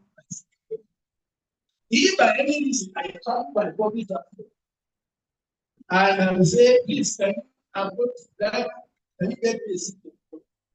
If it's a same, I'll pay for insurance, you don't drive the public transport, because you don't have to take you, so no problem. But the first thing I will check is your safety belt working. I will not only check the safety belt, I will go around the belt that is on the top to see whether the tires are good. There was a place I was connected to bought a vehicle from the I jumped my head because when I needed to get to the so I can go by there to apply the fear with coach and I knew I rescue. Then before I got to the meeting, I was checking out the style of the meeting. Everybody was looking at me like, what's happening? You know, the thing is, it needs a culture of people. There are some things I can manage in my house, but there are things I can manage. When I'm going to tire, when I'm going to play, manage. So, as a of practice, I promote myself every time. There are some times you are not something is beyond your control. When I got to be prayer, you know, I will do prayer and say, God, it's your hands and be save me. May He take over. I don't have control over it. Take the driver and drive save me. But you know, and the truth of the matter is, what we have control over. Why are you calling God? Why are you disturbing God? And you know what? Things like this happen. They never ever say, okay, oh, yeah, that's not what a plan is. Most of the time, it's not because we can't do that safety culture. That is why we have it. Now, let me give one experience. I never forget. I went to UK. I went to University of for a training program, and I needed to visit a family friend in Manchester. So I said, okay, I will not travel by train. I will travel by road. I just wanted to have a sightseeing, see how this thing. That was the first. So I took the bus. I will travel for about 3.5 hours from Newcastle to Manchester. All through the journey, I didn't see any police mounting a road. Is everybody checking everything? Everything went smoothly. Except when we are moving one city to another, the vehicle will stop in the discharge of passenger, as a passenger will. Now, when I got my friend, he was already waiting for me at the major bus stand to get me to. So and I entered the English to greet him.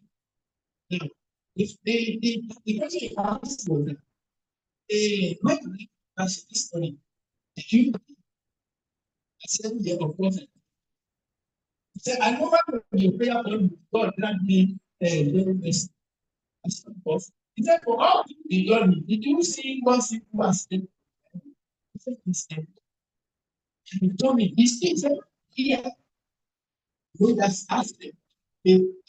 That's the way it is. He said, happy heart. So when they pray, it's not the journey mercy. It's not part of what we do. Now, he didn't say they don't pray. That's not what the message was not. But the things that they counted as prayer point, that we counted a prayer point, it's not a prayer point. The truth of the matter is that they are built a setting, a same environment. If people knows what they need to do, just thinking that they are something guaranteed. Someone said that in another second. This was no wonder that in Nigeria we just don't. What is something for example?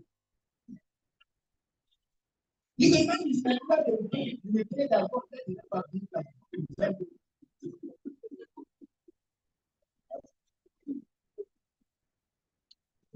now when you see that I want to think about it, I don't try it, and I realize that truly what God has given man the capacity to do, God will stop it at them. What you know he has found control to do it, and you are calling God that is facing it. The best is to do what you need. And last day before I did that work, then after quite some years, we had a professor. That time I was a professor from a university in US. He came to do South Africa in the and he was attending my local church. After 1 year, his professor was not going back. So the church was doing a formal event and we presented to it. So when this professor came back to give a vote of thanks, there's one thing he said. He said, for all this 1 year I've been in the district, I've been in the place. He said, but there's one lesson I then he said, I know this year that I will see church member when they travel and they come back and they are giving when the testimony time. They will give testimony that they thank God that they travel and God grant them goodness. That was just wonder. You thanking God, you are thanking God. He said, over here, they take it for granted. That you have never seen a single somebody travel and you say, he's giving thanks to God. So that immediately said that I remember God. What I'm saying in all these things is to let us know that look, building safety culture is very, very important for us. In the entire transformation system, safety culture must be part of us. And it's a responsibility of us for presidents that don't like and the management. So it cannot be done by just one section of the transportation sector. And it is quite important if in their being. Even if the road decides to overdo something or rain, you people be a vision, you will overdo. I always tell them in the class. I said, even if you are traveling on your vehicle and you notice there is a problem, you will park it locally and check where the what is making us. Is there parking space there?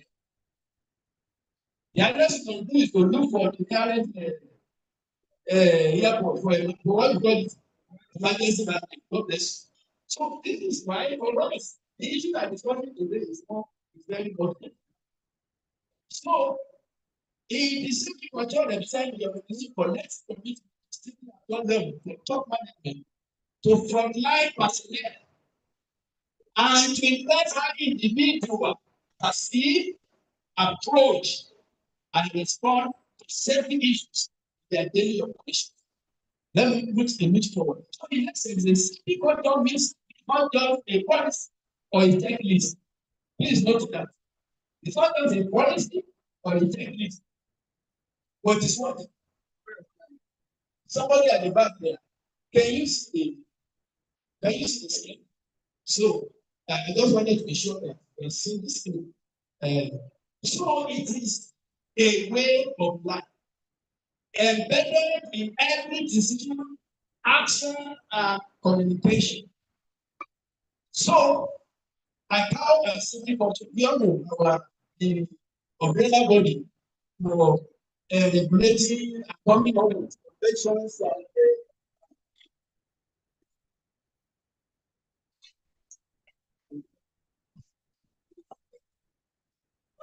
so they are now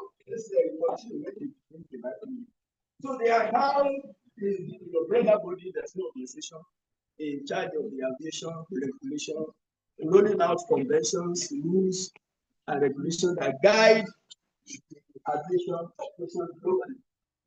And they have produced an S-19 document, which was very, which is detailed about the safety system and the safety policy and regulation of the aviation. The NS-19 that we normally refer to, why? The NS-19 is like a document that combines, because before NS-19 came up, we have various, the safety issue are scattered all over various annexes and documents. So the NS-19 are brought together, integrate all the safety issues together in one single document that will help the aviation industry. So the emphasis, the annex emphasized leadership commitment. It emphasized the leadership commitment to safety, clear safety policy, risk management, and continuous improvement. So that's the focus of the management. It emphasizes that all the roles that individuals need to play or specify in that analysis. Now, account framework rests on 3 key pillars. There are 3 key pillars where the account that all the safety culture, safety management system to rest upon. The first one is organizational commitment. That we must ensure that organizations are committed to safety. That's the first thing. Like remember I said this earlier, that it is not the issue we are discussing is not just about only the engineer, only the middle level, but the management themselves. In fact, the core document specifies what the management should do. No matter how you are determined, you have management people that are not interested. They will say, just go and manage it. Or they're interested about how much you can get from the system and improve the life of people in your party. So the document said organizational commission. The second one is employee involvement. People, staff, workers must be fully involved as far as the issue of safety management is concerned.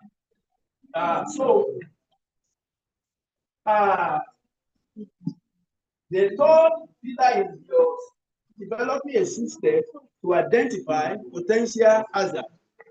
A system whereby you put in place, whereby you discover if there are hazards, things that can potentially jeopardize the life and safety of the people involved.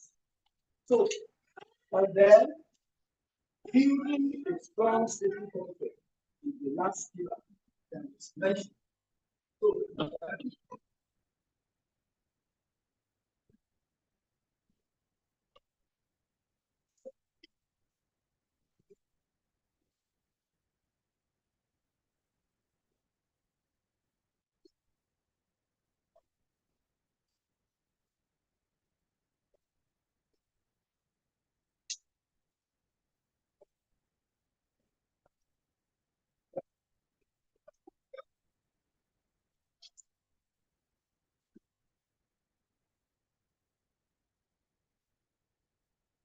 So these are the key framework that let's go to the so as far as number importance of This means that government needs to create an environment where evidence, traffic controllers, and managers work collaboratively and transparently to maintain safety and ability of their education service. Alignment to global education and standard. So, the dimension of safety culture. What are the dimensions? A positive safety culture is built on several interactions that show how safety is perceived. Among the most critical dimensions, the just culture, reporting culture, and learning culture. Today, the foster transparency and continuous improvement in safety. Now, when we say just culture, what does that mean? Fairness and accountability. Just culture means there must be fairness. Reporting culture means opening the hazard for incident reporting. So there should be openness in reporting hazard, show incident that when something happens, the staff, everyone should be free to report. Not that please don't let anyone know. Please. Because if you report to me, I will be in trouble. I don't have any other job to do like that. You know, that's what is common in many of these.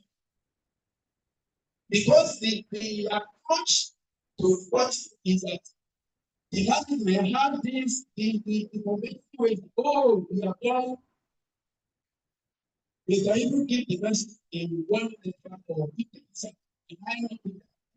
Say, give him or her in only when you manage safety for that using that approach, you discover you don't want to report when something happens. They will be saying, please cover it for me. So, but if you have a whatever, there's an open report. And then because the intention is that when you report, it's not to crucify somebody, but even if that identify somebody committed error of commission, even with the error of commission, you need to go beyond that and say, why is this person did what it did? What is the environment? What is the factor that gives that person the opportunity to do what? So you look at the environment, and if you start to begin to investigate the environment, you may discover that maybe there are some things that the environment, that is the working environment, that has made it possible for that person to do what they are. Then again, when we are going to the issue of human factor, it will go beyond that. For somebody to know that if I do this, it will result to do, and instead I do, maybe the person he has a problem. So if you now discover that you have colleague that has some maybe psychological problem, then it will enter your safety policy that anyone that will be handling that kind of assignment, they need to be going for psychiatric, what do you call it? Psychiatric test to see whether he is mentally fit to carry out that assignment. So you can see what I said now. So it is not about saying, but if it is the intention that anyone that does it to be what fired, nobody wants to report. Because the person is I don't want to be the one that throws something. Are you doing that? So that building the city culture requires that there should be openness in answer is the then learning to committed to learn from mistake. If ever is committed, it is not one of things that people need to be committed. When we are looking at human map, we understand what we're talking about. It's normal. Human beings are bound to commit error. But the thing is that when error is committed, if you don't learn from the mistakes, what we call the error, if you don't learn, you will commit more. So there are something circumstances that give rise to error being committed. It's true in safety culture. They are thinking about because of what lead the person to commit the error. It's not that the person commit the error, they crucify the person. No. So that's what we are talking about. Then others who inform culture, that culture, and questioning culture, and the culture. So that's it. So let me inform the so just culture is talking about fairness. So a just culture is one of like distinguish between human error, at risk behavior, and reckless violation. So you can see these are pretty categories. Human error, at risk behavior error. Risk behavior. Somebody has a behavior that is putting other people into risk. So that is focusing on individual. You have the lenses. Your lenses are not focusing. Is focusing not just on the general human error, but you go back to focus on that individual to see whether he has a behavior that is peculiar to a committee.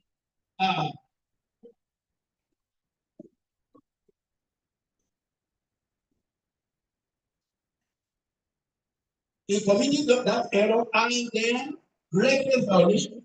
Reckless violation means negligence. Error by commission, not by omission. So that is what that one is talking about. So that is what it does in culture. Decide to do.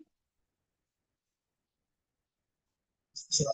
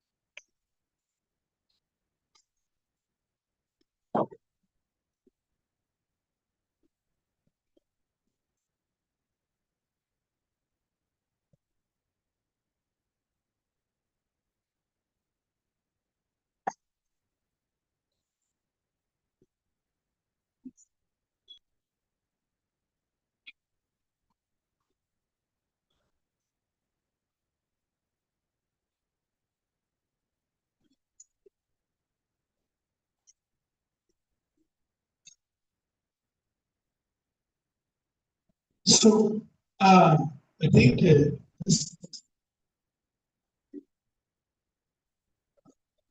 the normal countries, and here public education, inadvertently misses a schedule maintained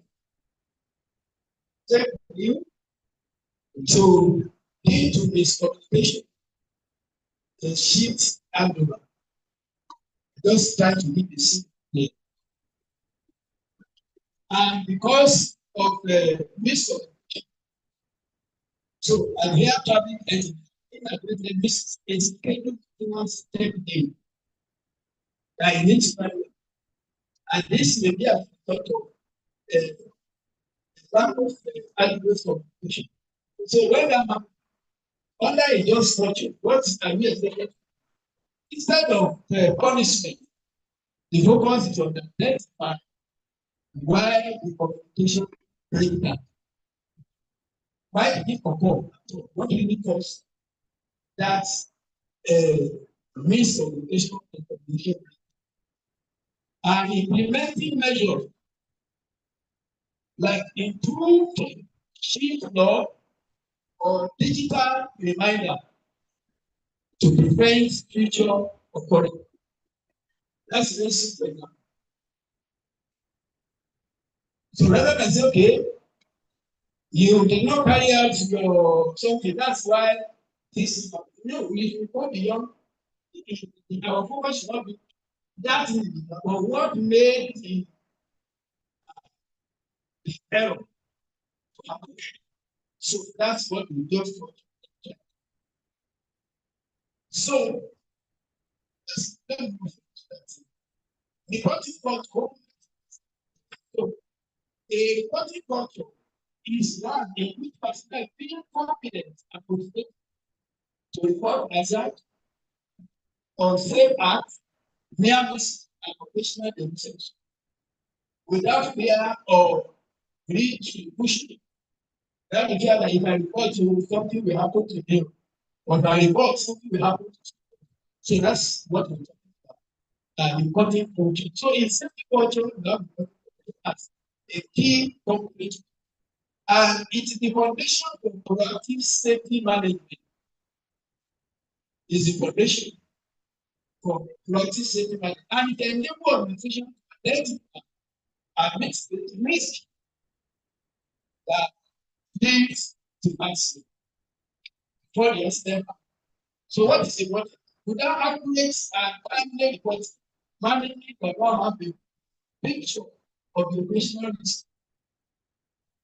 So that's why it is key, it's very important that we should learn reporting should be part of the safety culture. That's what we are trying, is part of the thing we want to achieve in this retreat study.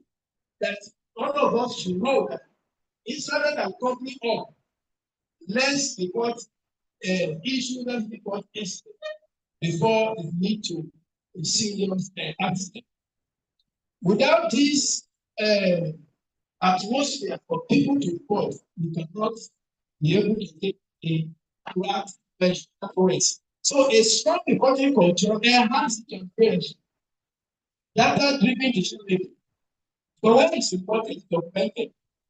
And so what is documented, you can see that something has become a recording. And then your interest as the safety managers, as all of us have said earlier, we are all involved in this building a shape of environment. So all of us, so if that's one that you report, is your own contribution. So that is making and the risk awareness across all levels of the organization. So we need to do that. For another example, we try to give here, if I'm here traveling for to observe a malfunction that could potentially affect air pass separation, you don't discover that maybe in the dashboard, some lights that's supposed to come on, maybe it's delayed or it's malfunctioning, it's not functioning effectively. And you say, okay, it's a bit I'm aware of this law, that thing as minor as it looks, it is better to report it rather than to say, well, we can see so under a good reporting system, so the controller should be encouraged to report the anomaly immediately using normal internal safety. So management will apply the report. So it's not just I think the report and the organ on top. You see the report and also give me the assign. You remember that one of the things you mentioned that people say prioritize. You remember that definition when we're talking about say we prioritize. So if somebody reports something that will have in jeopardize the safety and you say you are this, then when something happens, maybe the other controller now is experienced failing because not even have check and something that happen and somebody that say, hey, so something don't happen. The person who was the on duty. The person from the expenses, when it happened, I reported. Then you begin to trace it. When you reported, who did you report to? Okay, you report to the next superior. Did he respond to your report? You can be able to see. Now, if the person who's supposed to report, who's supposed to take the action, you not take the action. Rather than say, oh, we have changed the report to you that you are. You should go beyond that. Why? What made that person not to have reported when you needed to take action? What made you not to have taken action?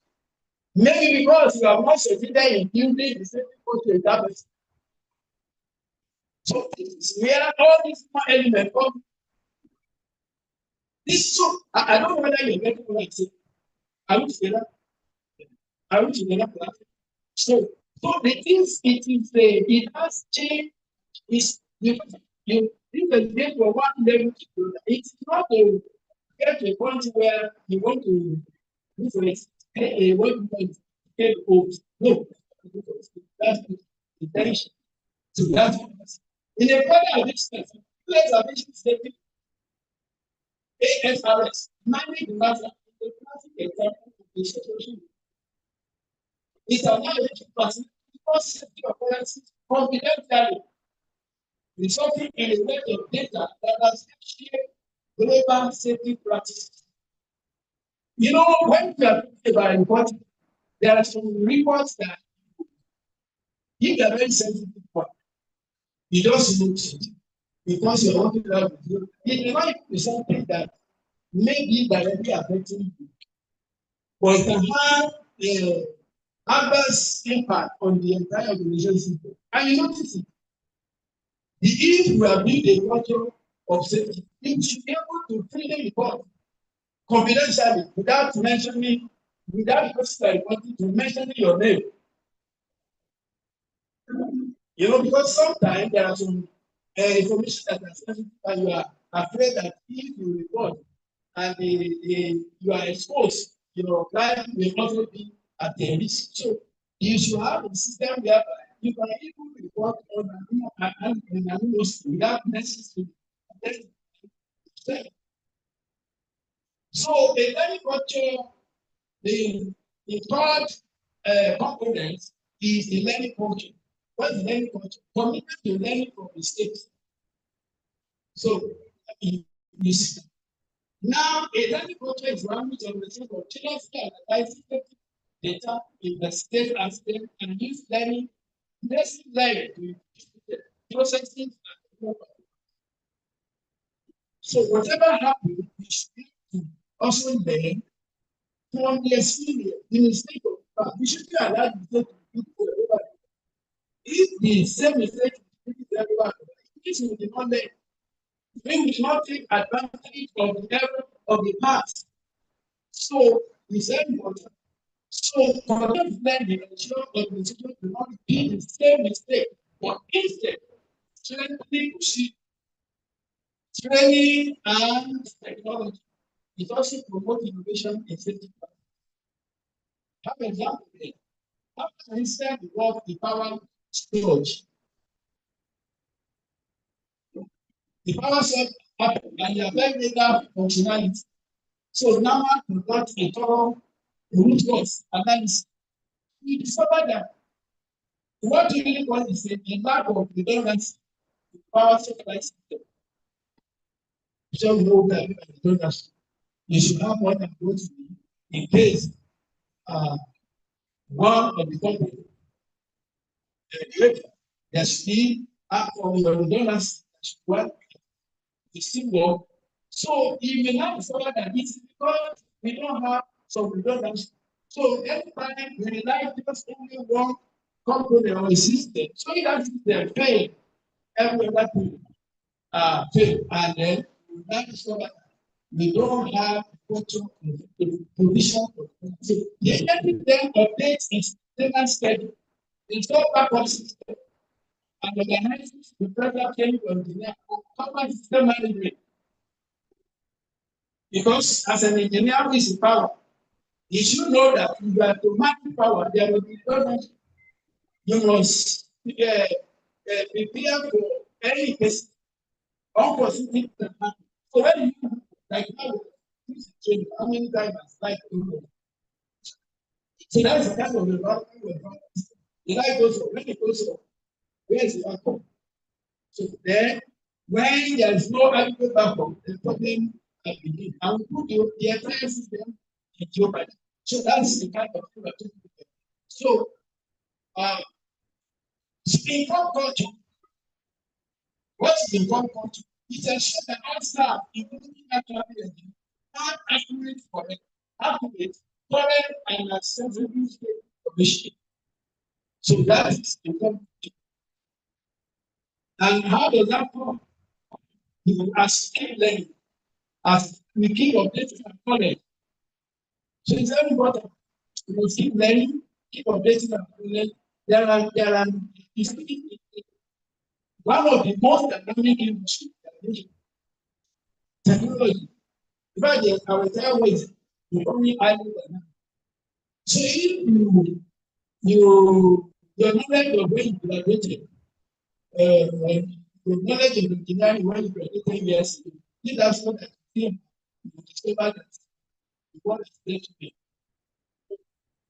That's why you see the worst the academics. We don't joke with it. Learning and learning. Otherwise, if you do not learn, you will become related. So we must be well informed.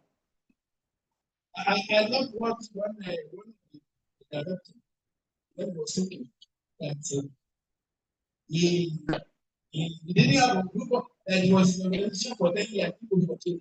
They started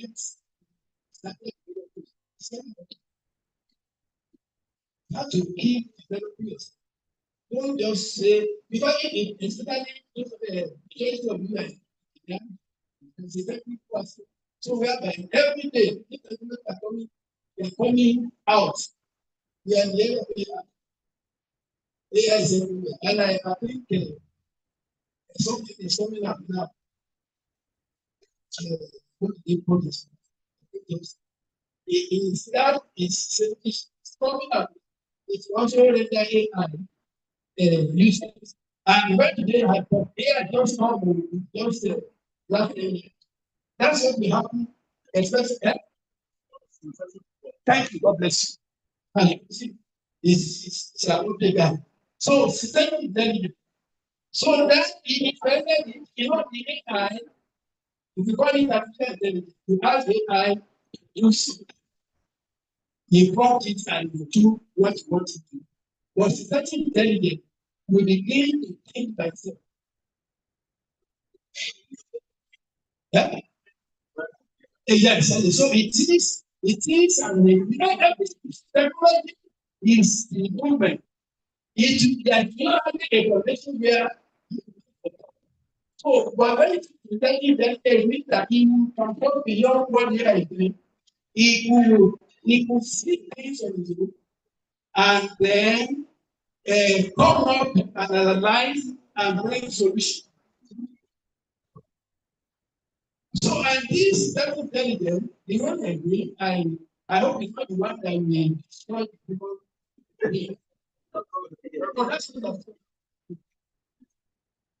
because we will get to the point that we create one being, we will create self-destruction. And you see another creature created by a human being.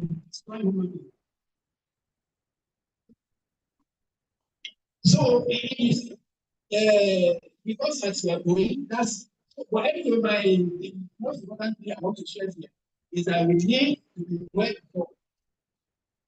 We need to be well. There's so and it's just you find all this technology. It's applied in every endeavor. There's no any of endeavor that you don't need technology. So you don't say when we talk about technology, we only talk about people science and engineering. The technology now is very if I study linguistics, then we need to update yourself technology-wise. because you now have the software that you can speak languages that will speak. You may not need to go to any school where I can teach you any language you want to learn. So that's what we're talking about. So I'm trying to put the scenario key because the lecture, the training that is to be able, whatever, we should be able to apply it to our environment. We are not, we are thinking it's already included us. The most important thing is that as we are talking about how can we apply it to our environment. So at the moment, I have that engineering is safety objectives and maintenance alert. Digitally research system for near misses in radar or communication. So if that is happening, the bulletin comes on information regularly. So the senior knowledge will help engineers to anticipate this, apply preventive measures, and maintain consistent safety performance across all control centers. So it's very important that we must have and form culture. We shouldn't have organization where people who are working, they are dealing with the whole system, whole technology. Okay. It takes a long. So that is what the one culture is talking about. Now, flexible and adaptive culture. What do you mean by that? We say that we shouldn't be rigid. You know that some places that I don't know whether some of us experience it or whether you don't have any kind of thing you see. You can have some superiors that you will tell them that if or man, if you need to do this, take it by itself. This is how I've been doing it. This is how I've been doing it when you graduate. They will not shut your mouth up because they are very allergic to change. You get the language like this, very allergic to change. So, and is very common with black people. We very common to observe. We feel that younger people don't have experience. So there's nothing to lose. No. See, the thing is this. You need experience. We need updated knowledge. So we must learn to combine the two together. The old people may have experience, but the younger people may have updated knowledge.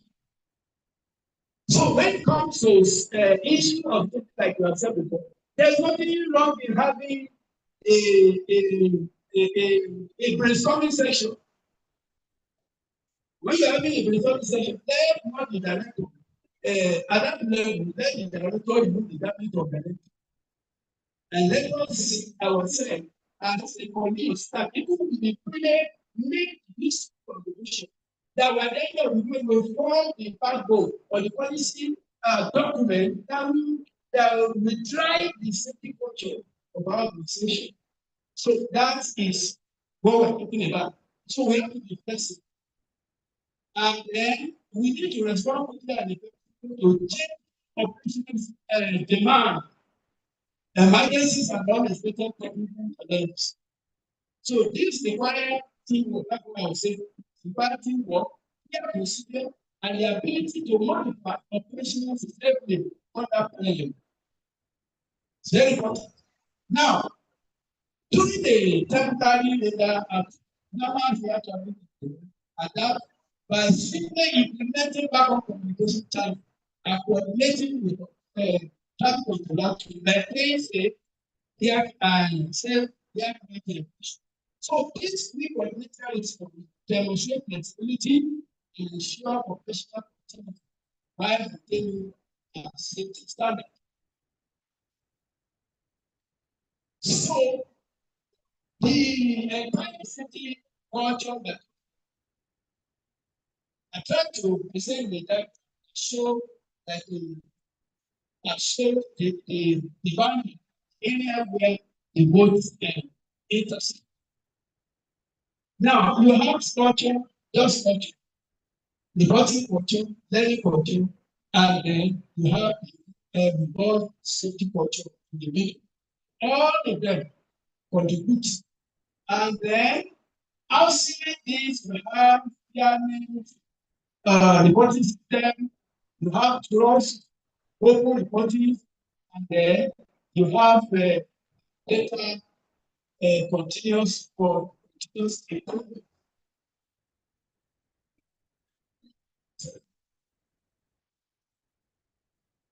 So questioning culture, what does questioning culture do? The questioning culture encourages people to challenge concepts, verify assumptions, and seek clarification whenever procedure or instructions appear unclear or potentially unsafe. So that is talking about freedom for people to be able to question, support, or your question is not to challenge. You are not challenging your truth. You are just questioning for reality. Maybe if for us to rethink, to reassess what we do, what we are used to do, then to reassess and see whether we can make some changes. So a question called encourage the challenge to by and seek application whenever procedure or instruction appear unclear or potentially unsafe. Especially so it's part of the clean environment that people have access. So it actually helps to prevent your classes and promote activity pain. Yes. An example, if an air traffic engineer notices a discrepancy in the maintenance service or is unsure that a newly introduced procedure, they are encouraged to question the procedure, consider them before proceeding.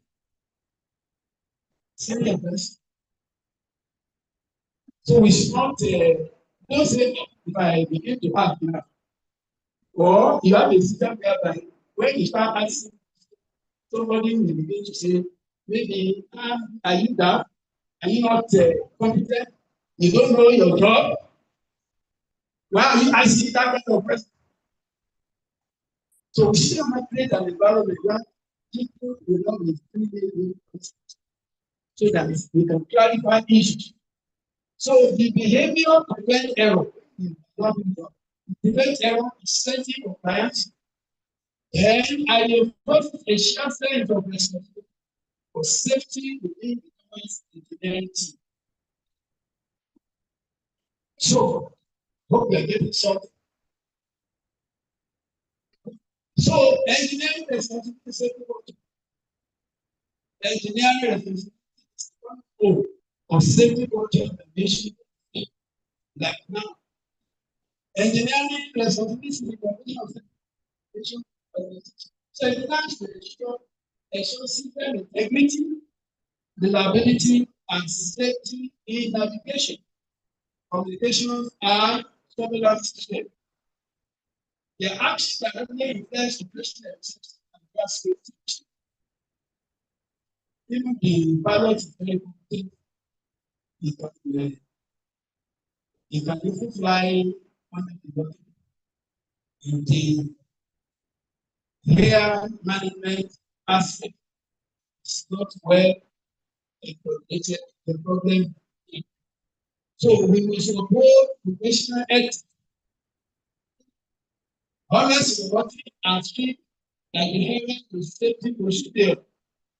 Please promote peer accountability and teamwork to maintain high safety.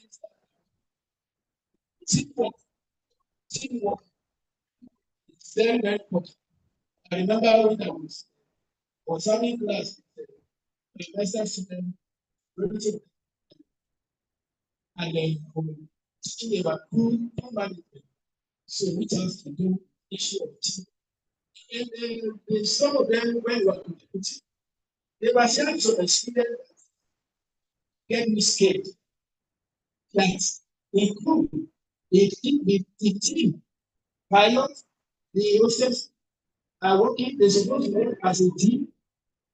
And they said, we have risks where the pilot, the senior pilot, and the junior pilot, they're not even talking power. And then they are the one in charge and they are flying the aircraft. I said, oh, God have mercy on us. And we must see that we don't say now. We sit down there. And you who are looking up, yes, you know something. I think it's why the issue of management is very. So one, I'm happy that one of them who is working in another organization here, they make sure they check that before they clear people together. If they realize that Mr. A and Mr. B, they are not getting along, they will not clear them together because they are not. You know, you will see ourselves that we are working as a team. If that do not happen, I say, and you see party that, and then that's party that they are thinking that all is well. So that the issue of teamwork is very important. I don't know for those of you in the engineering topic, I'm sure you work as a team. I mean, so it's very critical that we will work as a team because you know in your own place to a mentor, your place is fine because if you commit error, and the error that commit the only impact of people. But you see, the funny thing is that when two partners, you are also together inside your bag, you are also you are a cargo inside the plane. Because we are all having they are also abused now. So I was telling them and saying, I can always fit out where you are planning. You better protect your wallet when you are inside the plane. Because if anything happens, even you people are not safe. And I love the way aircraft are being designed. You are inside the plane. You know when the plane flying and there's going to be a crash. How does it that? Maybe it will die. Exactly will die. So if the first point of the impact of crash is the pilot, is the pilot. So if you see survivor, even when they play crash, if you see survivor, they are usually not the pilot. It's usually people making at the back. Yes. So that's why I say I love it. So they need to get and another thing that used to impress me or that make me that used to when it comes to body play.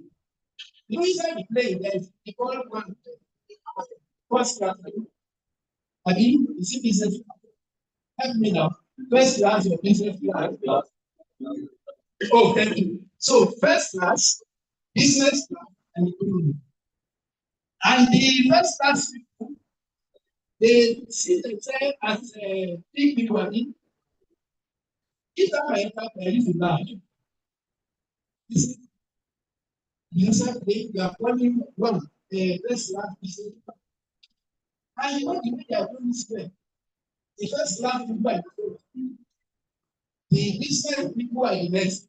And the common man like me, they are at the back. I said, I don't know.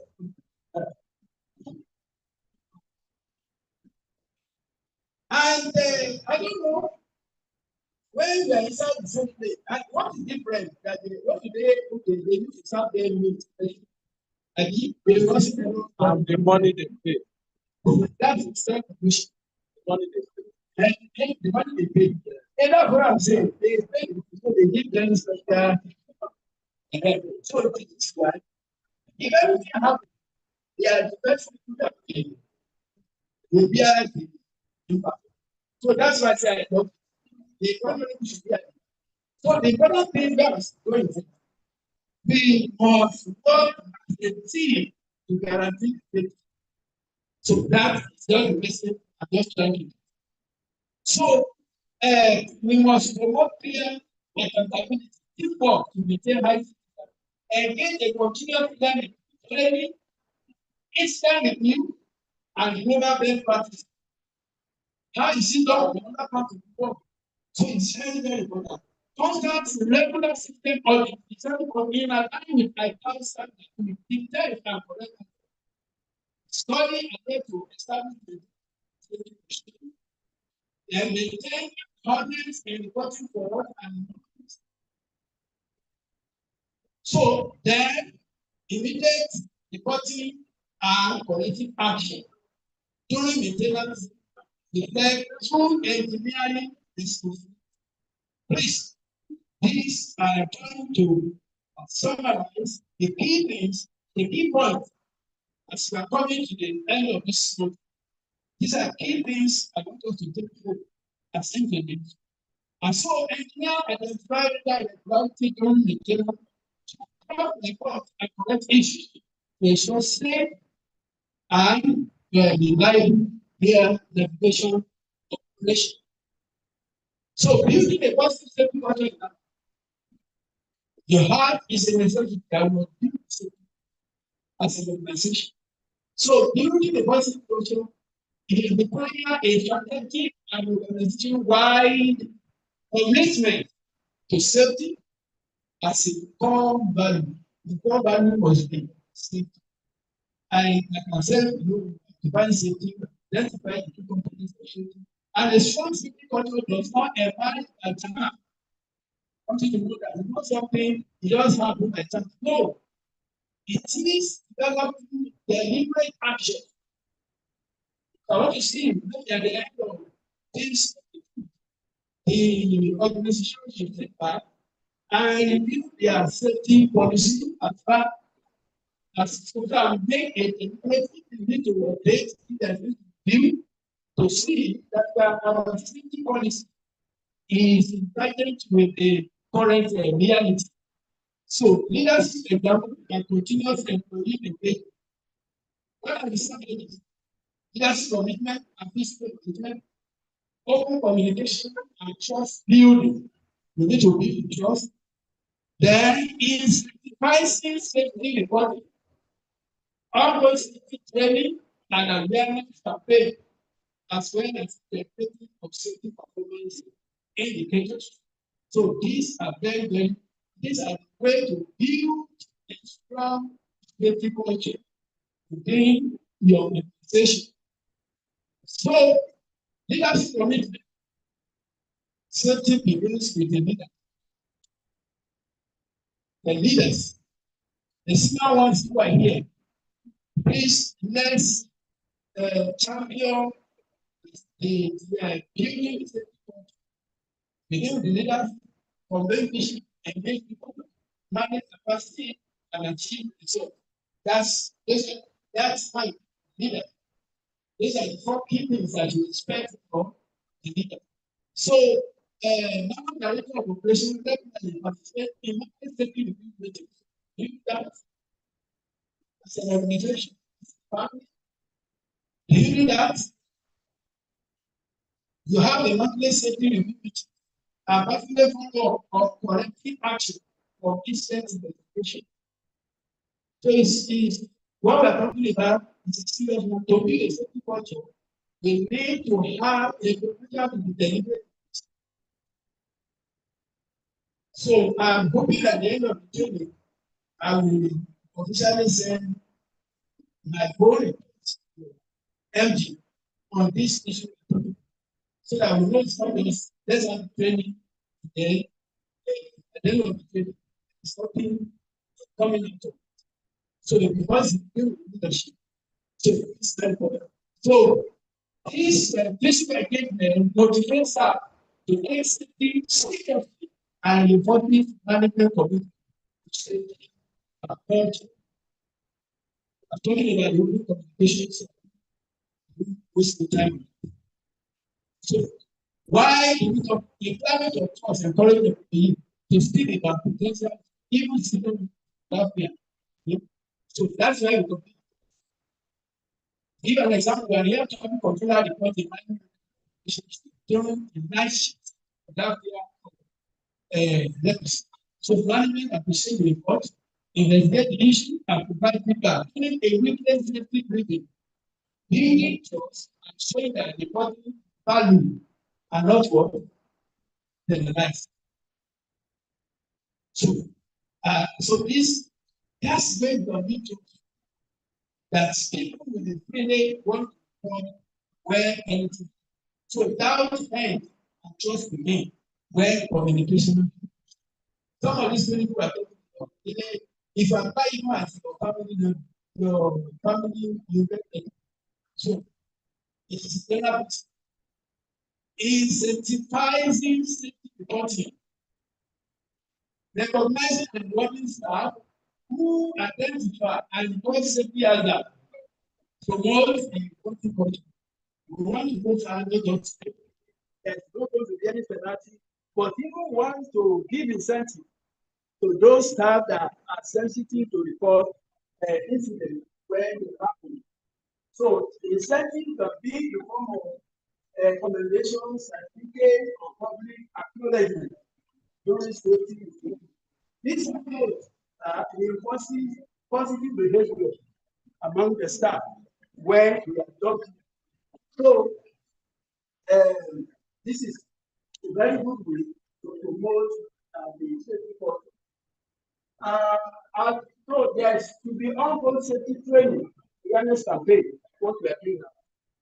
This training is trying to create awareness to promote the awareness because the culture of safety begins with awareness that we now understand that this issue we are talking about is important, even though we are doing it, but we have not been doing it to this level. What can we improve? So I think that's where it begins. So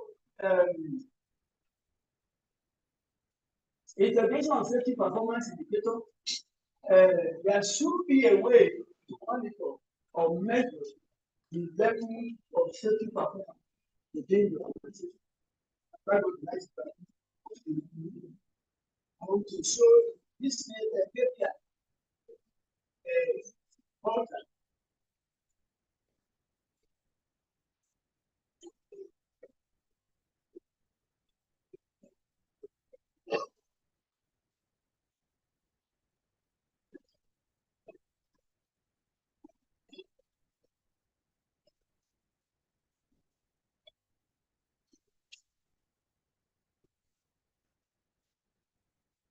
Okay.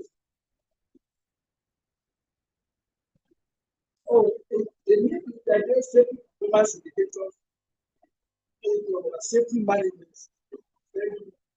Safety and medicine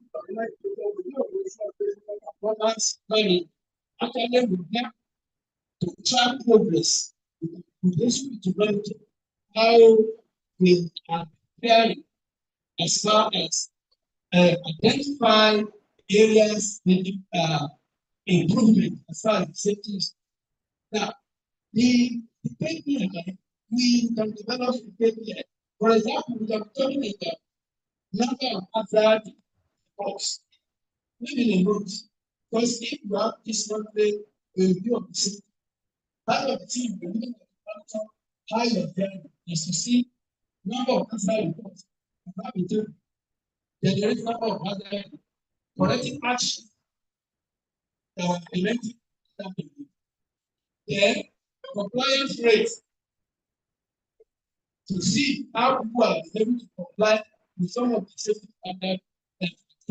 So with certain procedure, this can serve as national indicator for normal safety. So in essence, a positive safety culture is normal when leadership commitment, open communication, active confidence, and session, and seamlessly integrated every day of and that will ensure a trustworthy and safety-driven organization. So which we are talking about. So average less for 5 set operations and accepted or action are completed in the time. So when you do the analysis and there's a double check before detected, management will initiate campaign to encourage more acts reporting and engagement. So that's very simple way by which to integrate the safety communities to building safety culture. Other safety engagement I think it's now know how important safety is to them. Prevention of system failure and airspace is safety rated and show that technical data communication level, five data acquisition, and surveillance design is stored and maintained to minimize the likelihood of failure. Now, online system supply classification means communication between popular dialect or loss of data and that will result either in their missing or result in a media issue. So, regular preventive maintenance of radar system in Lagos computer we prepare signal of sure continuous Nigeria. Yes.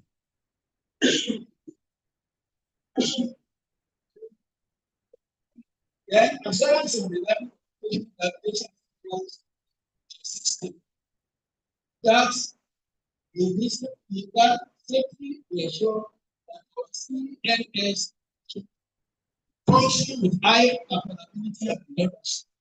Then communication safety ensure uninterrupted voice and data link between pilot and the air traffic controls. Then navigation safety ensure active guidance, EOR and TME, TNS and INS. All these are different navigation so to ensure that they are all keep functioning correctly. So surveillance safety ensure accurate estimate. The body issue visual data about AES.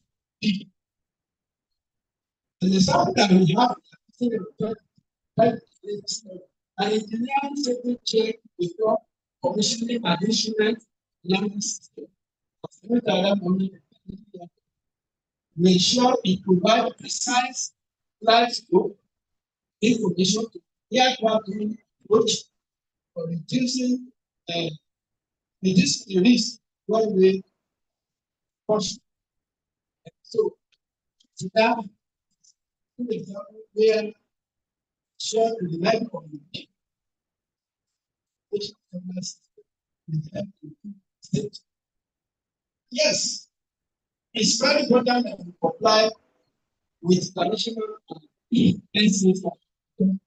NCA, what I call representative of economic in Nigeria. What the NCA does is implement the power prevention rules and regulations, domesticate some of these state conventions. So, for speaking the data, it must ensure all system comply with how understand. So, understand you have environmental communication. And then analyst level, that's the actual service as well as NDA part 12. That's here and this. Now, all these, your safety engineering was very key. Compliance promotes intercompliance, data integrity, and harmonized safety performance across organization service provider. Very important. So, what normal engineer was under this to ensure that surveillance system meets and how accurate standard and the human law are audited regularly to comply with safety and quality assurance of these are now the technical aspect of the safety protection of life and airspace integrity. The ultimate goal of safety in ATM engineering is the protection of life, both passenger and flight crew, by ensuring that airspace integrity and secure aircraft operation. This so engineering failure can lead to incorrect positive bleeding, false pilot, or loss of situational awareness in the air traffic control system. So endangering others. So like I was saying the other time, the ATM in you know that what you are dealing with is not just machine. You are dealing with life. You are actually dealing with.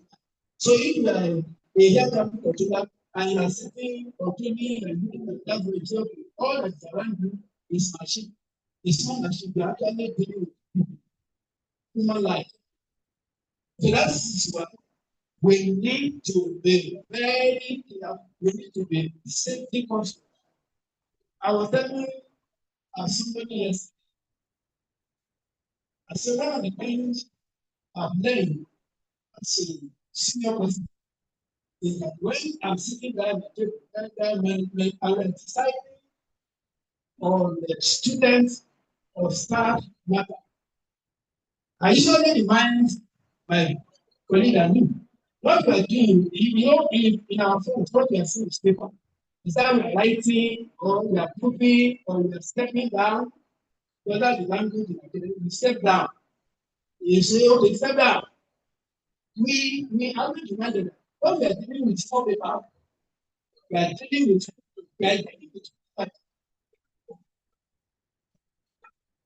okay. So we're dealing with like what makes it clear if a student let's say, oh, the department did not complete maybe the omitted particular or anything. They are the fact they are the communicated by saying, step down. That's step down. That paper you are putting aside is somebody's life. The moment you do that, somebody's life is already living their best. So what I'm trying to make one goal that as now you are in life, you are seeing machine, you are seeing, you are not dealing with you, you are dealing with people life. So is that speak in our subconscious that it is not that maybe you are thinking like there's okay, you see this law, this something. Forget that your body is something you know. You go I'm tired. That tiredness that you are okay. It's human. And if that wasn't enough, we will take everything we are doing with utmost care. Because just thinking error can lead to a very serious mistake. It's a cost a lot of pain.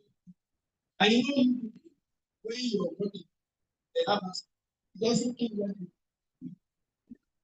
Eh? I'm talking to you about it.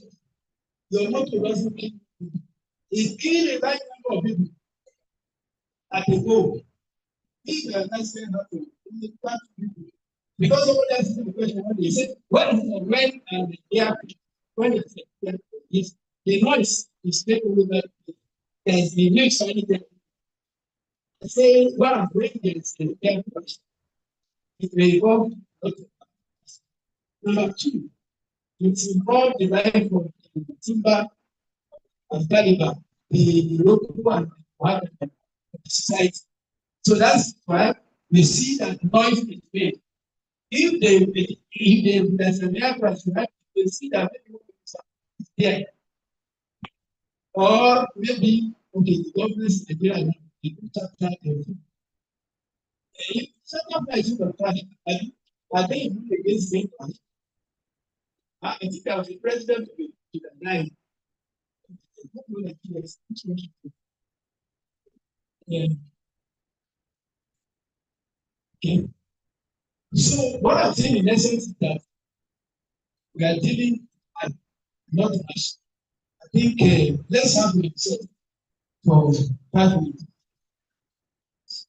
because I can see that it's good. I even done the lecture. Thank you very much. So let's have 5 minutes so that we should have done this. So that so we want to share today, want to release. Because sometimes now, when I say, I'm saying, you don't want to.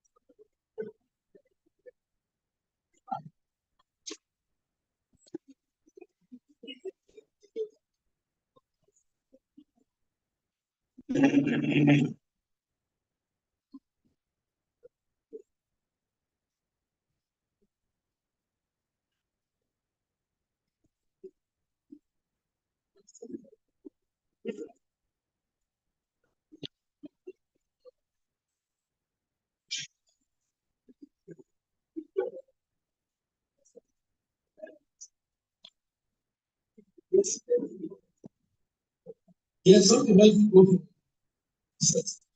So if you can, if you have something you want to say about what we have been discussing, so please, before it's open for us, you want something you want to say from experience or the issue that you or you might I your experience. So that means any person who want to ask me, right one, yes.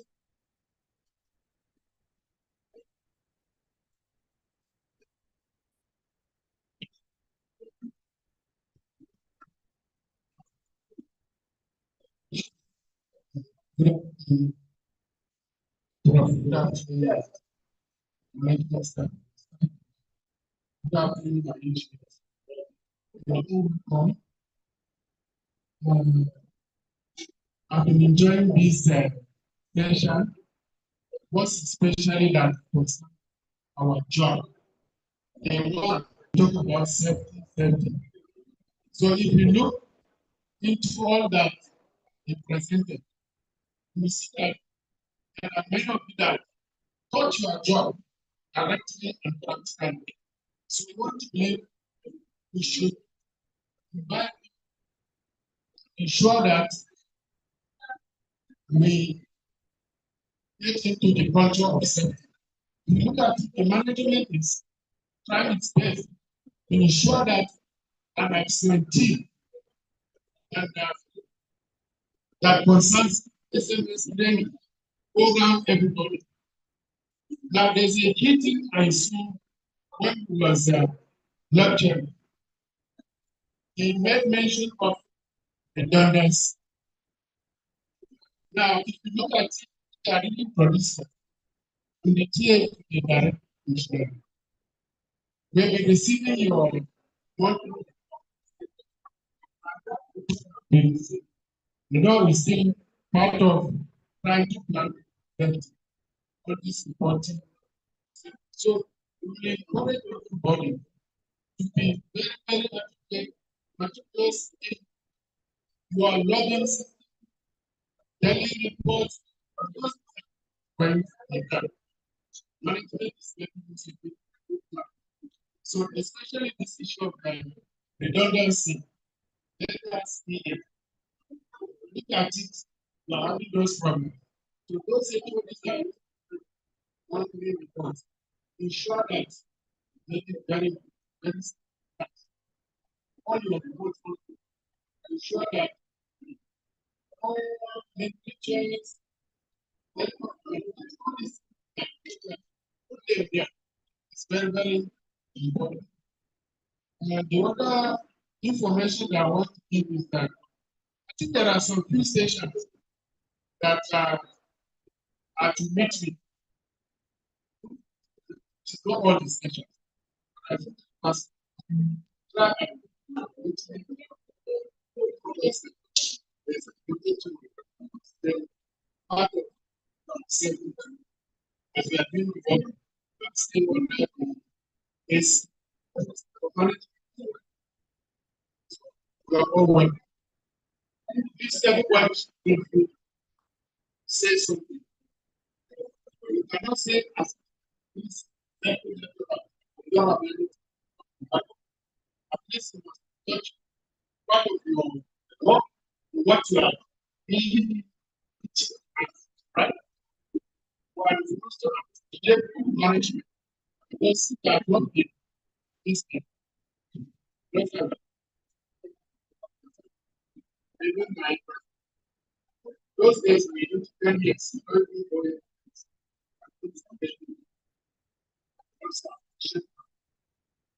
because realize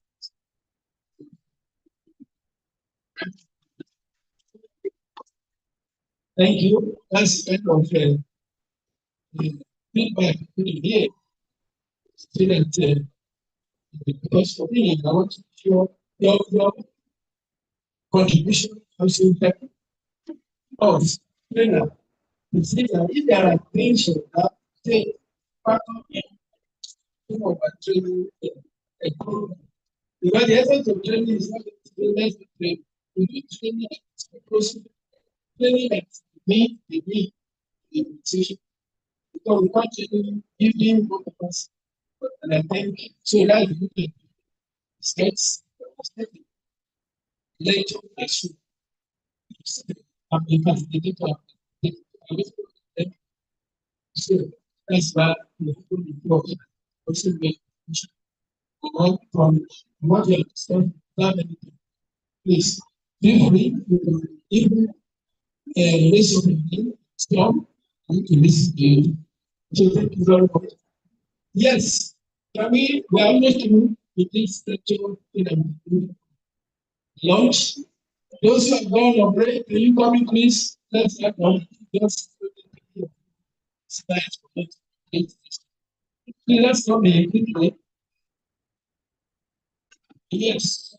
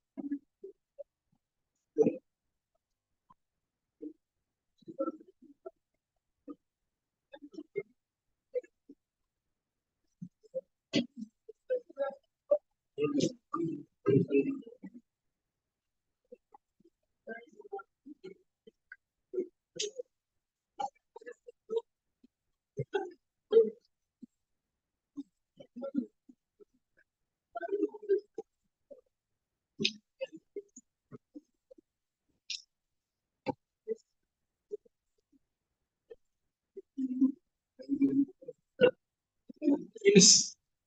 Thank you. This was the stop. So I was in percent talking. The need for compliance with national because we are meant to protect human life and airspace integrity. That is what that's our goal as organization. So support for safety management and situation. How do we manage risk? Risk management has key components which involve identify hazard, potential hazard. You identify, you analyze, you find a way of putting some control measures. Then you want to assess the control measures to see whether it can help to reduce the level of risk, and then transfer of the knowledge, the lesson learned, or whatever risk. Those are the components that we expect. So as ATM and Binary City technique, the broader system analysis, identify assess risk, and implement the mitigation, which will help to reduce the level of risk. And if the level of risk is very low, then you can be sure your safety in safety level will also be high. So engineering personnel are responsible for reporting analyzing to apply action to prevent occurrence.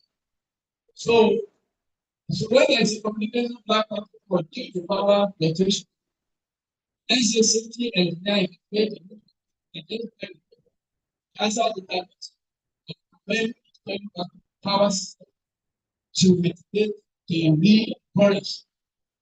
So we need to also ensure continuity. System reliability required to the continuity. And look at what happened here. Apart from the fact that we wait, how many times yes, we have had interruption. When the power goes, there is ready shaking of nature because when it goes, so that's you can imagine supposedly each time we have that discussion, you need to listen. I don't know how many people have had this. So that's the kind of thing. So the system reliability achieve certain management regard to its statement. So any failure in CNS machine that condition that can go leading to the diversion and also cause damage or loss. So when a power set at a powerful area is the application of biocontrol or redundant system, we ensure continuous data coverage and prevent service disruption and outcome safety line. So that is what we are talking. Promoting safety culture is also a strong safety culture which we have said before, safety reporting, and ensure even minor technical issues, problem log, and for escalate. So an engineer notices that frequency modulation report HDR end-to-end safety reporting. Triggering a target expression that prevent a potential communication failure.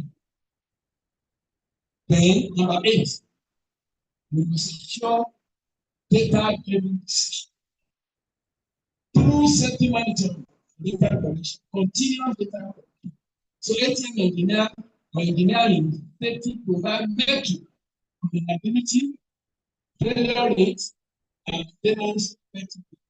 So a situation where there is no culture of record keeping, it will be difficult to even know they have effective maintenance performance. So this can support decision making in infrastructure upgrade. In when there is report, when you discover a particular system keep breaking down, from your data you will know that that system needs to be changed or you require complete overhaul. So it's not the two. Then in choosing the two, overhaul or complete change of the system, economic factor to if you are to overhaul, how much will it cost in position? If you are to purchase a new system, how much will it cost? And then how long? Because sometimes some system may not need to overhaul. It may be maybe even the system is simple obsolete. So there's need to change. So you have to. So there are so many things involved. But what is important? What I'm saying here is that culture of keeping record to be able to know a decision to take, whether to change or to do an overhauling. So then, enabling the fact that our business is you know, a new field now, they call data analytics. You know, you can from your resume, you need to get that. For the engineer who has mastered the building, he will be in charge of analyzing all the reports and they were analyzing and from that they come up with so many things that were never to take a more scientific view. Not to see that the person how also to go to the directive or a decision that will impact positively on the overall system. So if you have already set the system whereby we report and as you report we generate data. And those data will be very helpful in taking decisions. So this data is what is in the upgrade, start training, safety investment. So the culture of collecting data is not just for safety. It was to help the staff in identify area of training that the staff may need and also to know when to upgrade their system. Yes, it also enhances public and international confidence.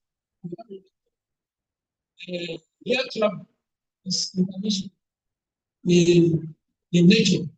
So it's the most mode of transport that connects the entire globe together.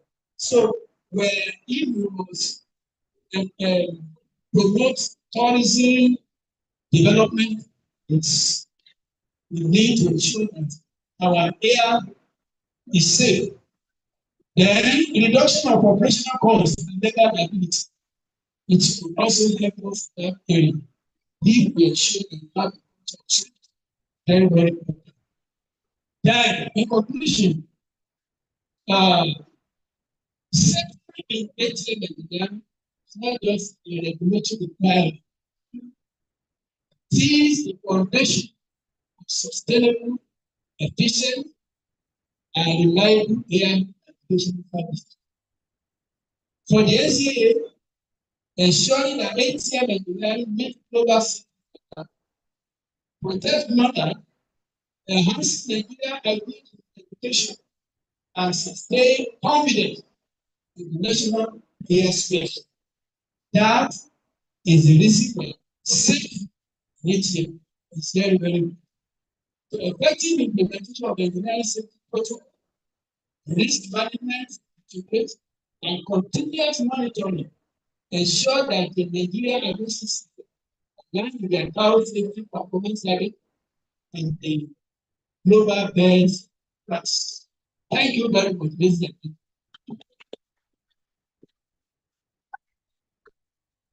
So this is the end of today's morning session. So I will entertain questions. This one will be first. Questions and comments? So the question.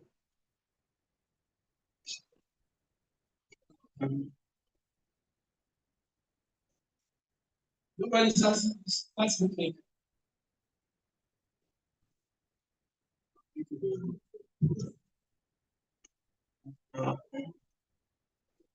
That's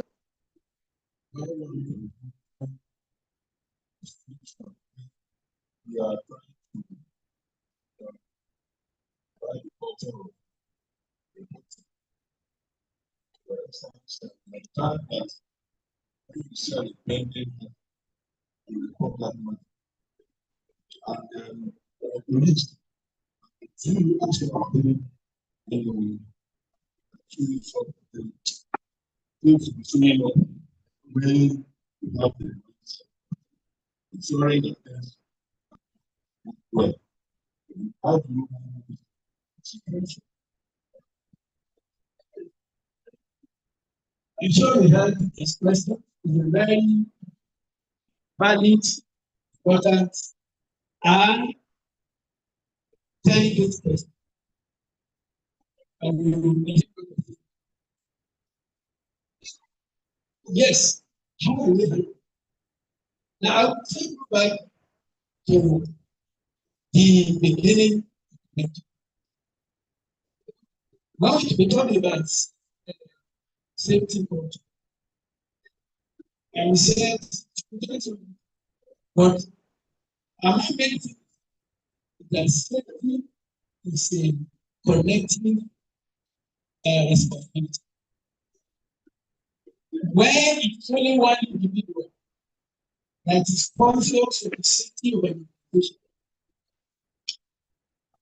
then there is no to be problem. The problem is that that individual will not be able to make nothing. Because when we call something a culture is associated with a whether society, whether ethnic, community. So a culture is not it's not a matter of an individual. An individual can have behavior, an individual can have attitude, but an individual does not have a culture. The culture has to do with the lifestyle of. So when you find yourself only, it is a very frustrating. And that is why to build safety culture, you need to be the person. I said, it has to start in the time of management. The people who matter, the people they must be the one to try and ensure that that culture goes down. And the culture is not built again. It is from unlearn, learn, and learn. And I remember somebody mentioned it. So I would like to correct this that not learn, learn. It is actually learn, and learn. So you have to unlearn what you one person have already that mentality. You have to remove that mentality. And to remove that mentality, begin by teaching the person the new way of doing things. It's when it's not learning the correct way of doing things that it starts to do away with I wish better. So then after that you have what you must do learning so that you can sustain and can be building on that learning. So it is that is difficult. If it's just like but if opportunity comes where even some of the things I mentioned earlier, there should be open where people can ask questions. So if you have a people make contribution. Or there's a time whereby you compare whether you become suggestions to the management. You cannot. So when you give that kind of challenge, you write your solution. Then you are not who need to who are the people have the solution of driving the new change of safety of that. So if don't people, what you need to do is to find appropriate channel based on your situation. Appropriate channel where you can be making the thought of those things that you make. Without necessarily at that level, without necessarily letting anybody to have this, people will do things, people this is what they're doing, it's creating problems. And I know that the management too will want to listen. Like others, no management is not start mistaking. new leaders come with new ideas. We always talk about it's not the same job, it's the new people that form the organization. So you can see what that the organization who is that. So it's the people that make organization. So and it starts with the leadership. So if you have in fact the same organization, it gives people the opportunity to make a presentation. Now if you do your part, it's right. So but I believe that if this training we are doing and the management themselves we need to understand the difference, then we insert a new culture, we develop and keep a new database. Thank you very much. Then we are able to. Yes. I the picture. Say somebody reading the person who holds the key, the link is like it's doing it professionally. So if that kind of being recorded, how will they have this? Because it's like it's intentionally. Yes, yes. But you know the evidence is like you don't report. How do we know that this is breaking? It is very important as we made. And we don't know that the person is doing it. You know, it is from the report. The investigation behind. I want to know why, what is the response? Now, if the person is doing it intentionally, that's the error of commission. Deliberate. So the error of commission, then so if you ask somebody deliberated a thing, then the question is what is what kind of system we put in place that allow the person to do that? You mean that our person will have focus? We have now that system to like what we needed to do. The precautionary measures that we need to put in place, we are doing it.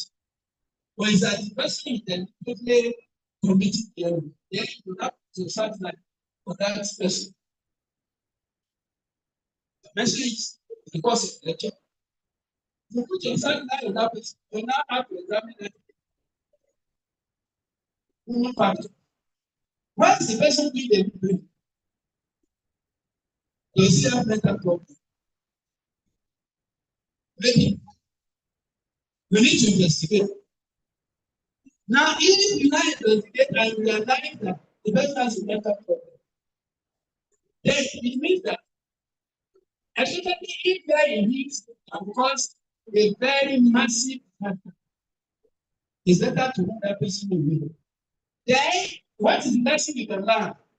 Because after you investigate, the end of the investigation, a report will come out. That when we have discovered that the person has some mental psychological, then it means that lesson to be learned in your safety policy. You can test anyone that will occupy, that will be performing this function in your organization need to be subject to some mental or psychiatric test. It will be there in your policy, safety policy. The reason is that you want to guide against a situation where somebody is mentally stable to handle such kind of part of your patient. So that is why we say inner safety is a very dynamic something. But unless you have all those procedures, you will not be able to stop. I know our normal convention is that you are committing a deliberate state. That's why I'm sure that's what most that's the thing for us. So which stage of question? The person who has mental or psychological problem. Now, what causes that? Depression. Maybe because he for promotion and he was not promoted. his mates to enjoy 3 times promotion. The question is like nature. I think he will not enter education. And when that happens, it affects his job. And then he say, go home. That's in the human factor principle. Human factor is see beyond what just this kind of person. Let it go home. You still know that it maybe it's your working environment that causes the person that doesn't go. So maybe it's even the problem is having nagging issue with his or the other, whatever the case may be. So human factor is not beyond those things. The person is just the staff. It's just an employee. You know, think it doesn't do it. Human factors you stay the totality because the working environment, the machinery you use should be not very bad. The most valuable asset in any organization is moving.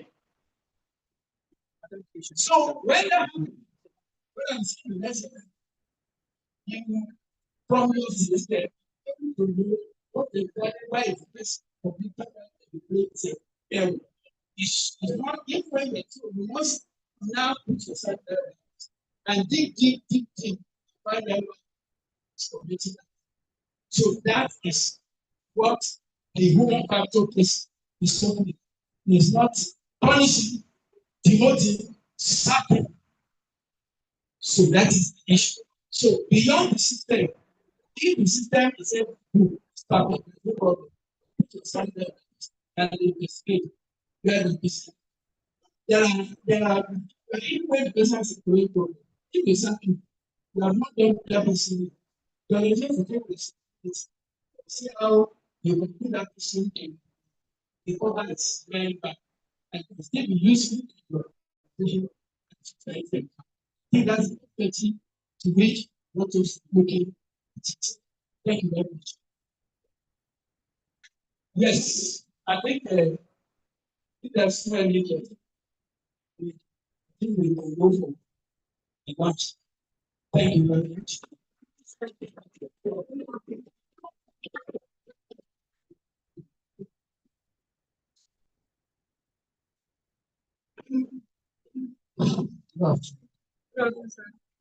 May I request anyone request appreciate